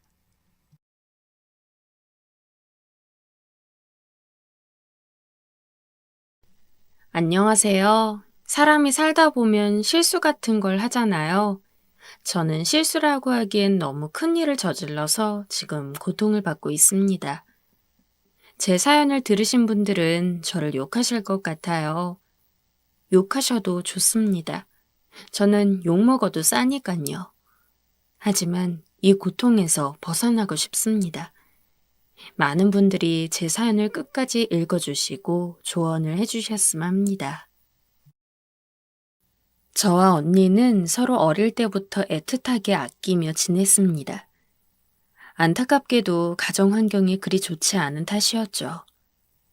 다른 또래 애들은 부모님 사랑 잔뜩 받으며 화목한 가정 환경을 갖고 있는데 제가 어렴풋이 기억하고 있는 부모님의 기억은 언제나 소리 높여서 싸우는 것밖에 없었습니다. 부모님이 거실에서 소리를 지를 때면 언니는 언제나 제 귀를 막아주었고 저는 두려운 나머지 눈물을 훌쩍이며 간신히 언니를 껴안고 잘 수 있었어요. 저희 가족이 이렇게 좋지 않게 변한 탓은 전부 어머니 때문이에요. 어머니는 사치가 심하셨고 형편이 그리 좋지 않은 저희 집 사정에도 불구하고 늘 비싼 옷과 가방들을 사셨습니다. 아버지는 그런 어머니를 말리며 정 사고 싶으면 한 달에 하나만 사라고 절충안을 내기도 했으나 어머니는 그런 아버지의 말을 한 번도 듣지 않았죠. 내가 이런 촌동네에서 궁상이나 떨고 있어야 해? 다른 집 남편은 아내가 이야기하지 않아도 명품 백이며 옷이며 척척 갖다 바친다는데 당신은 대체 할 줄 아는 게 뭐야? 겨우 이 정도 대접해 주려고 나랑 결혼했어? 허영심 많은 어머니 때문에 아버지는 점점 지쳐가고 결국 두 분은 하루가 멀다 하고 매일 싸우면서 집을 나가겠다느니 당장 헤어지겠다느니 온갖 나쁜 말들을 서로에게 퍼부었죠. 어릴 때 저는 어머니와 아버지가 싸우는 게 너무 무서웠어요. 하지만 그렇다고 해서 이혼하길 바라진 않았어요. 욕심이겠지만 두 분이 서로 사이좋게 다시 지낼 수 있길 원했습니다. 그러나 결국 두 분은 언니가 초등학교 6학년, 제가 초등학교 3학년일 때 이혼을 했어요. 어머니는 저와 언니를 둘 다 데려가지 않겠다고 했고 자연스럽게 아버지가 저희 둘을 맡게 되었습니다. 아버지는 아마 어머니가 저희를 데려가겠다고 주장을 했어도 본인이 키우겠다고 나섰을 거예요. 그러나 아버진 돈을 벌어야 했기 때문에 너무 바빴고, 아버지가 일 나가는 날이면 저희 자매는 학교에 다녀와서는 꽤 오랜 시간 동안 둘이서만 집에 있어야 했습니다. 얘들아, 우리 할머니랑 같이 살까? 할머니가 아빠 없는 동안에 잘 돌봐주실 거야. 맛있는 것도 사주시고. 아버지는 저희 자매만 집에 있는 게 걱정되었던 모양입니다. 결국 한 달도 되지 않아 아버지와 저희는 할머니 댁에서 함께 살게 되었어요. 아버지가 가자고 해서 따라가긴 했지만 사실 저는 할머니를 그리 좋아하지 않았어요. 명절 되면 아버지가 친가로 가는 탓에 함께 따라가 할머니를 몇 번 본 적은 있지만 그럴 때마다 할머니는 저희는 거들떠도 보지 않고 늘 아버지만 챙겼거든요. 어린 마음에 할머니와 어울리고 싶어서 할머니! 하면서 부르고 다가가도 할머니는 저와 언니에게 눈길 한 번 제대로 준 적이 없어요. 예전에는 왜 그랬는지 몰랐거든요. 커서 알게 된 건데 애초에 할머니는 아버지와 어머니의 결혼을 원치 않았던 것 같아요. 아빠가 어머니와 결혼을 한 이유는 당시 뱃속에 언니가 있었기 때문이었고 그 이유 때문인지 할머니는 아버지와 어머니를 결혼하게 만든 자식인 언니, 그리고 그 이후에 태어나긴 했지만 어찌됐든 마음에 들지 않는 며느리의 딸인 저를 반기지 않았던 것 같습니다. 아버지는 할머니네서 살게 되면 할머니가 저희를 챙겨줄 거라 했지만 언니도 저도 그 말을 믿진 않았어요. 그리고 실제로 할머니와 살게 된 결과 저희가 예상한 게 딱 들어맞았다는 걸 알게 됐죠. 에휴, 내 귀한 아들 인생 망친 년들. 할머니는 저와 언니가 눈에 보이면 다짜고짜 욕을 했어요. 밥도 어쩔 수 없이 차려주었지만 늘 저와 언니의 밥그릇은 던지듯이 놓았고 맨날 반찬도 김치와 풀떼기뿐이었죠. 언니와 저는 할머니를 무서워했기 때문에 할머니가 대놓고 저희를 안 좋게 생각하고 행동해도 아무 말도 할 수 없었습니다. 차라리 그때 아버지에게 이야기했으면 좀 나아졌을까 싶기도 했지만 철이 일찍 들었는지 힘들게 일하고 돌아온 아버지에게 저희가 힘든 걸 말하고 싶진 않았어요. 할머니랑 잘 있었어? 그래서 퇴근 후 씻고 나온 아버지가 저희 자매에게 할머니와 잘 지냈냐고 물으면 저희는 그저 잘 지냈다는 듯 고개를 끄덕였습니다. 할머니의 폭언은 저와 언니가 나이를 먹을수록 더 심해졌어요. 게다가 나중 가서는 집안일까지 전부 저희를 시켰죠. 특히 언니는 저보다 나이가 많았기 때문에 할머니가 더욱더 뭐라고 했습니다. 언니가 밥을 지으면 지금까지 밥 한 번 제대로 안 지어보고 뭐 했냐느니, 이걸 어떻게 먹냐느니 하면서 밥솥을 던진 적도 있죠. 그때마다 언니는 입술을 꼭 깨물고 다시 한번 밥을 지어야 했습니다. 나중에는 할머니가 학교 가는 것까지 뭐라 하시더라고요. 기집애가 고등학교까지 다녀서 뭐해? 중학교만 졸업하면 됐지. 너 내일부터 당장 학교 가지 마라. 너 같은 건 학교 다닐 가치도 없어. 돈만 아깝지. 할머니의 다른 말은 다 들었던 언니라 할지라도 그 말만큼은 듣지 않았어요. 언니는 공부 욕심이 있는 사람이었고 무엇보다도 학교에 있는 시간을 너무 소중하게 생각했거든요. 학교에 있을 때만큼은 할머니를 보지 않아도 되었으니까요. 그래서 언니는 할머니와 함께 산 뒤로 처음으로 반항 아닌 반항을 했고 할머니는 언니 옷들을 마구 밖으로 집어던지며 당장 나가라고 난동을 부린 적도 있습니다. 그때 할머니 집 근처에 사는 이웃들이 소리를 듣고 우르르 몰려들어서는 할머니를 말리는데 정말 얼마나 부끄러웠는지. 소영아, 언니는 고등학교 졸업하면 바로 일 시작할 거야. 그리고 얼른 돈 벌어서 작은 원룸이라도 얻고 나가 살고 싶어. 소영이 너도 언니랑 같이 가자. 언니가 없으면 할머니가 너한테 더 뭐라고 하실 거야. 너도 할머니랑 같이 사는 거 싫지? 1년의 일들을 겪은 뒤 언니는 대학을 포기했습니다. 그리고 바로 취직을 준비했죠. 아버지의 도움을 받는다면 대학교는 어찌저찌 갈 수 있겠으나 언니는 당장 할머니로부터 독립하는 게 우선이었어요. 저 또한 언니와 마찬가지로 할머니와 사는 것에 신물이 났기 때문에 언니와 함께 살겠다고 하고 그 이후로 저도 몰래 아르바이트를 조금씩 했습니다. 언니가 원룸을 구하는데 조금이라도 보태기 위해서였죠. 학교 다니며 아르바이트까지 하는 건 어려웠지만 하루라도 더 빨리 할머니에게서 벗어나고 싶어서 노력했어요. 그렇게 언니는 20살이 되었고 제가 막 고등학교에 입학했을 당시 저는 언니와 함께 작은 원룸에서 둘이 살게 되었습니다. 예상했지만 할머니는 저희가 나간다니까 무척 좋아했죠. 둘이 살면서부터는 아버지와도 거의 연락을 끊은 거나 다름없게 살았어요. 아버지는 여전히 너무 바빴고 사실 저희는 서로 둘이서만 보듬고 자라왔으니까요. 언니와 함께 사는 건 즐거웠습니다. 무엇보다도 아주 작은 행동에도 불같이 화를 내며 욕하는 할머니가 없으니까 먹고 싶은 걸 마음껏 시켜 먹어도 되고 자고 싶을 때 자도 되고 살면서 아주 어렸을 때를 제외하고는 한 번도 느껴보지 못했던 자유로움이라는 것을 맛볼 수 있었어요. 소영아, 학교 잘 다녀와? 언니 일 다녀올게. 똑똑한 저희 언니는 비록 대학을 나오진 못했지만 곧바로 취직해서 일을 다녔습니다.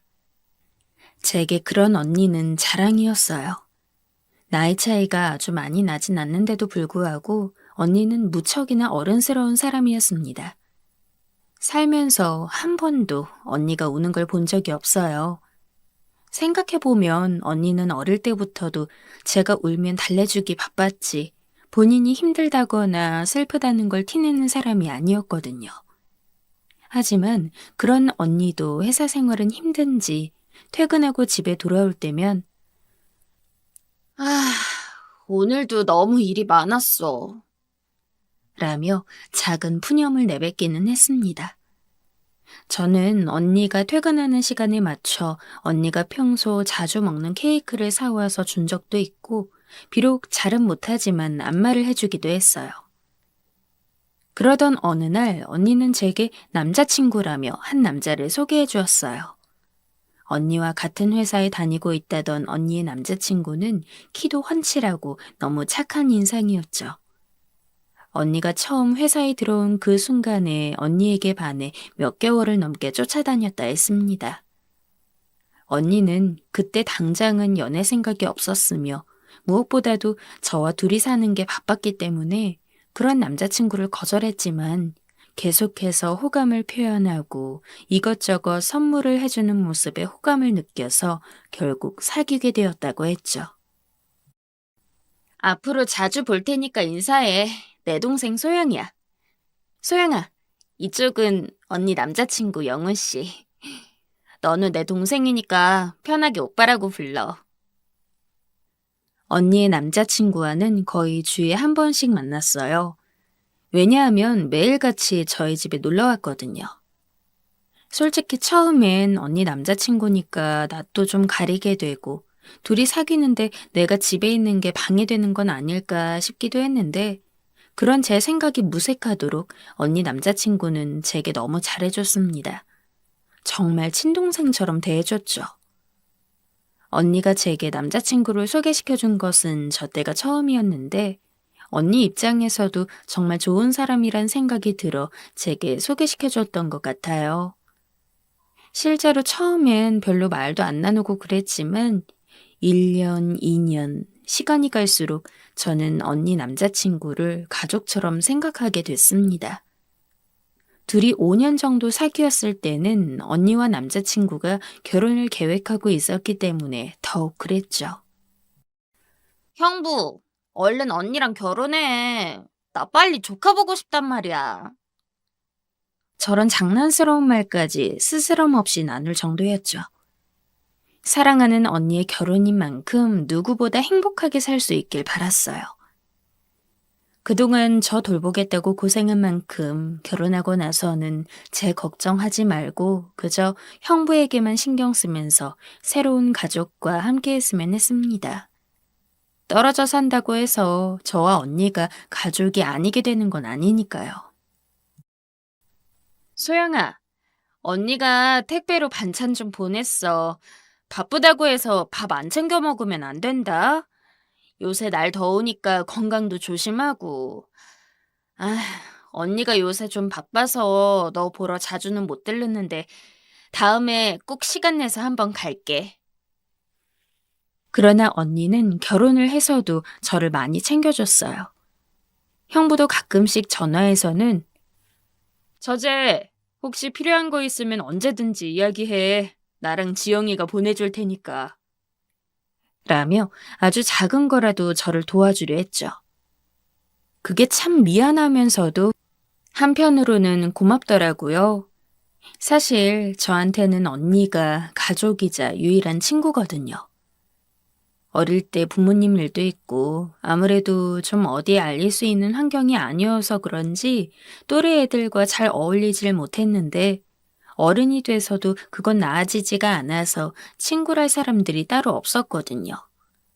형부랑 결혼한 지도 얼마 안 됐을 텐데 꼬박꼬박 저를 생각해주는 언니에게 고맙지 않을 수가 없잖아요. 하지만 언니가 결혼한 지 3개월 뒤 이직한 지 얼마 안 된 새 직장에서 서서히 적응을 하고 있던 저는 회사에서 한 통의 전화를 받았습니다. 소영아, 지영이가 언니의 죽음을 알리는 소식이었습니다. 길을 건너는 언니를 미처 보지 못한 차가 빠른 속도로 언니를 치었고 언니는 그 자리에서 즉사했다고 해요. 저는 장례식을 치르면서 동시에 기껏 다니던 회사를 그만두었습니다. 언니의 죽음으로 절망에 빠져 아무것도 하고 싶지 않기도 했고 어릴 때 저희를 버리고 떠난 엄마가 대체 어디서 이 소식을 듣고 왔는지 언니의 보험금이랑 합의금을 받으려고 나타났거든요. 본인은 아직 부모라면서요. 우리 엄마도 아니면서 엄마인 척하지 마요. 저는 엄마라고 부르고 싶지도 않은 그 여자에게 언니의 죽음으로 인해 나온 사망보험금과 합의금을 한 푼도 주고 싶지 않았어요.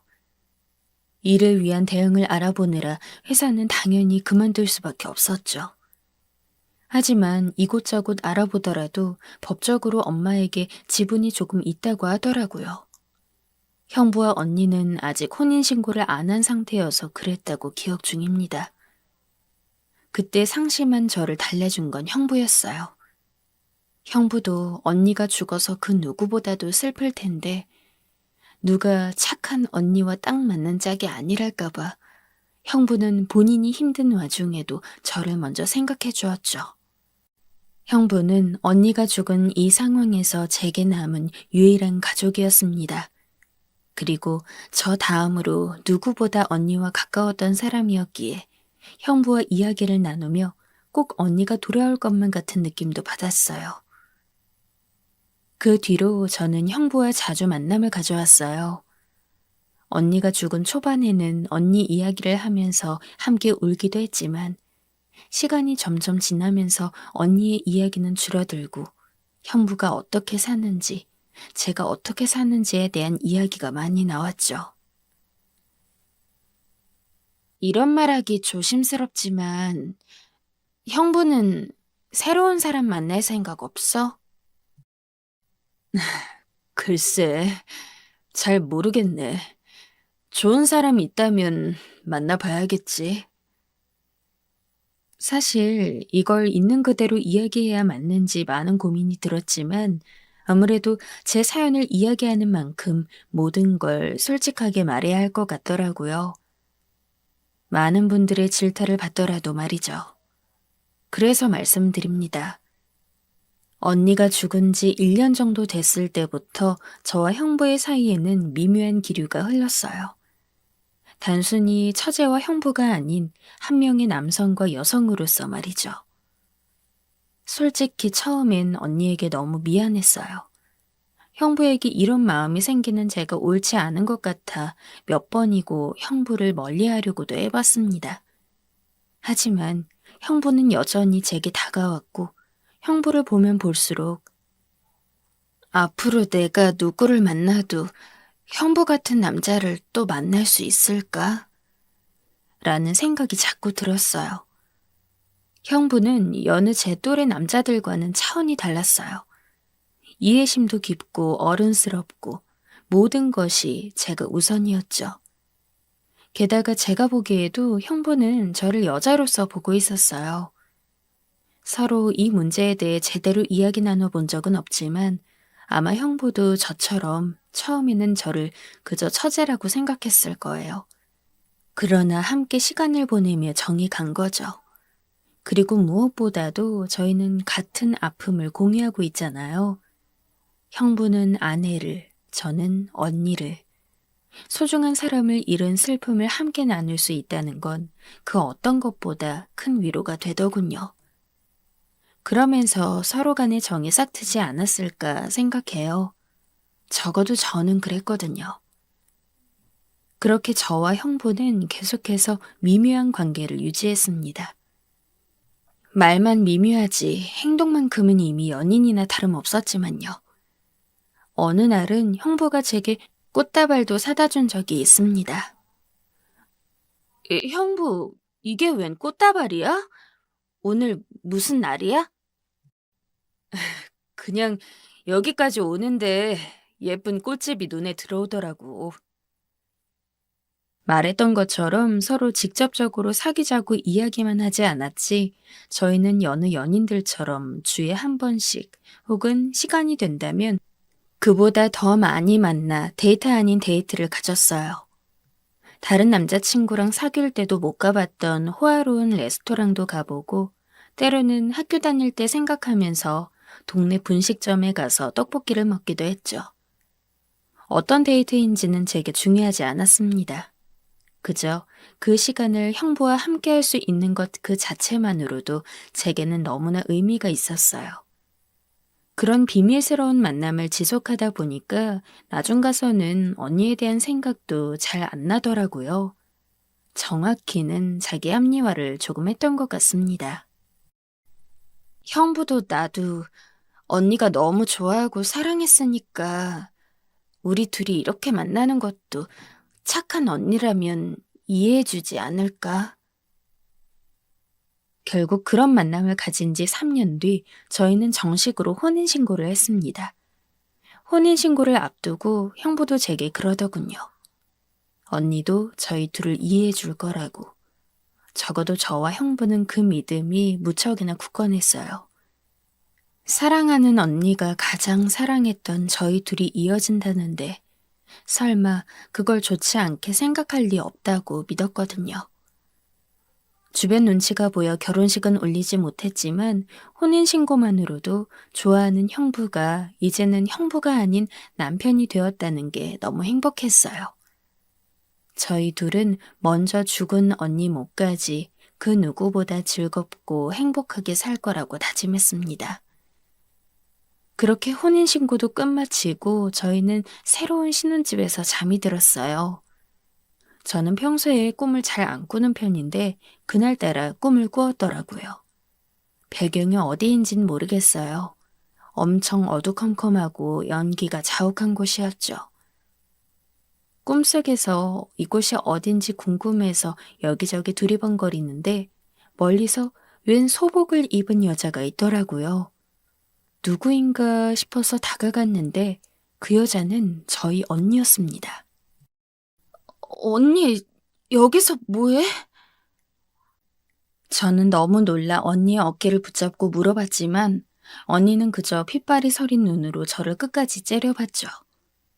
평소 온화하고 따뜻한 모습만 보이던 언니와는 정반대의 모습이라 꿈속에서도 화들짝 놀란 저는 거친 숨을 내쉬며 잠에서 깨어있지만 그 꿈에 큰 의미를 두진 않았습니다. 그저 언니가 죽은 뒤 처음으로 꿈에 나오는 상황인데 왜 그런 모습을 하고 있었을까 의아할 뿐이었죠. 그런데 그날 정말 이상한 일들이 계속해서 이어졌습니다. 몇 년간 차를 몰면서 작은 사고 한 번도 나본 적이 없는데 주차를 하던 중 다른 차가 모르고 저희 차를 들이받아서 접촉사고가 난 거였죠. 보험 처리를 하고서 볼일을 보러 갔어요. 그때는 그 사고가 이상하다는 생각도 안 했습니다. 왜냐하면 그동안은 운이 좋아서 사고가 안 났을 뿐이지 충분히 누구에게나 발생할 수 있는 정도였으니까요. 하지만 이상한 일은 거기서 끝나지 않았어요. 집에 가려고 엘리베이터를 탔는데 분명 저희 집이 있는 5층을 눌렀는데도 자꾸 5층이 꺼지고 4층이 눌리는 겁니다. 그래서 결국 그날 엘리베이터를 못 타고 계단으로 집에 와야 했어요. 여보, 나 오늘 집에 오려는데 엘리베이터가 자꾸 4층이 눌려서 나 결국 계단으로 올라왔어. 그런데 너무 신기했던 게 형부, 즉 남편 역시 저와 똑같은 경험을 했다는 겁니다. 엘리베이터가 고장났나 보다 싶어서 또 아무렇지 않게 하루를 지냈는데 그 다음번에도 이해가 되지 않는 일들은 쭉 일어났어요. 분명 알람을 맞춘 적도 없는데 핸드폰 알람이 울리고 비가 오는 상황도 아닌데 자꾸 천장에서 물이 뚝뚝 떨어졌죠. 어디 물이 새나 싶어서 윗집도 가보고 여기저기 문의를 해봤는데도 원인을 알 수 없다는 이야기만 들었습니다. 왜 갑자기 이렇게 말도 안 되는 일들이 일어나는 거지? 아무리 의문해봐도 도저히 답을 알 길이 없었죠. 저와 남편은 그 이후로도 크고 작은 미스테리한 일들을 겪어야 했습니다. 남편은 여전히 이런 일들이 일어나는 것 자체를 이해하지 못했지만 그때쯤 저는 어쩐지 언니 생각이 나더라고요. 특히 꿈속에서 하얀 소복을 입은 채 저를 무시무시하게 노려봤던 언니의 모습이 말이죠. 어쩌면 언니는 내가 지금 이런 결혼 생활을 유지하는 것이 마음에 들지 않는 게 아닐까라는 추측이 들었습니다. 그리고 그 추측에 확신을 갖게 된 것은 어느 날 밤이었어요. 저와 남편이 잠을 자고 있는데 갑자기 옆에서 남편이 벌떡 일어나더라고요. 그 침대 반동에 저도 순간 잠이 깨서 무슨 일인지 쳐다보는데 한참을 어둠 속에서 우두커니 앉아있던 남편은 아무런 미동도 없었습니다. 여보, 뭐 하는 거야? 나 무서워. 그 모습이 너무 괴기해서 말을 거는데도 남편은 대꾸가 없었어요. 그러더니 갑자기 다시 스르르 침대에 눕더라고요. 잠깐 몽유병이라도 온 건가 보다 싶어서 안심하고 다시 잠들려는데 한 5분쯤 뒤에 윽윽 하는 목이 막힌 소리와 함께 남편의 눈이 하얗게 뒤집히더라고요. 너무 놀라서 여보, 여보! 하면서 깨웠지만 남편은 그 상태로 한참 동안 경련을 이어갔습니다. 마치 귀신이라도 빙의된 것 같은 그 모습에 너무 무서워 저는 하루 종일 잠도 못 자고 벌벌 떨었어요. 더 끔찍했던 건 그 밤의 상황을 남편은 전혀 기억하지 못했다는 겁니다. 뭐? 내가 그런 일이 있었다고? 설마. 오히려 제가 꿈을 꾼 게 아니냐고 하더군요. 저는 이대로는 살 수가 없었어요. 아무리 봐도 이건 언니가 저희에게 해코지하는 게 분명했죠. 나 너무 무서워. 우리가 잘못 생각했나 봐. 언니가 꿈속에 나온 이후로 이상한 일이 계속 생기잖아. 이건 언니가 하늘에서 노여워하는 게 분명해. 내가 미쳤었나 봐. 내가 당신이랑 어떻게 한 침대를 쓰고 잠을 자고 있는지 이건 아니야. 내가 생각을 잘못해도 한참 잘못한 것 같아. 무슨 말도 안 되는 소리를 하고 있는 거야. 귀신이 어디 있다 그래. 우리가 지금 너무 예민해서 그런 거야. 시간 지나면 괜찮아질 거야. 그러니까 흥분 가라앉혀, 응? 귀신이란 게 있다고 믿진 않았지만 제가 이렇게 직접 당해본 이상 믿을 수밖에 없었습니다. 저는 그 길로 남편에게 바로 이혼을 하자고 했어요. 당연히 남편은 말도 안 되는 소리 하지 말라며 화를 냈습니다. 하지만 분명했어요. 초반에 이야기했던 것처럼 저는 정말로 언니가 하늘나라에서 저희 둘의 행복을 빌어줄 거라고 믿고 있었습니다. 하지만 이번 일을 겪다 보니까 언니는 오히려 저희를 미워하고 저주하고 있었던 게 분명합니다.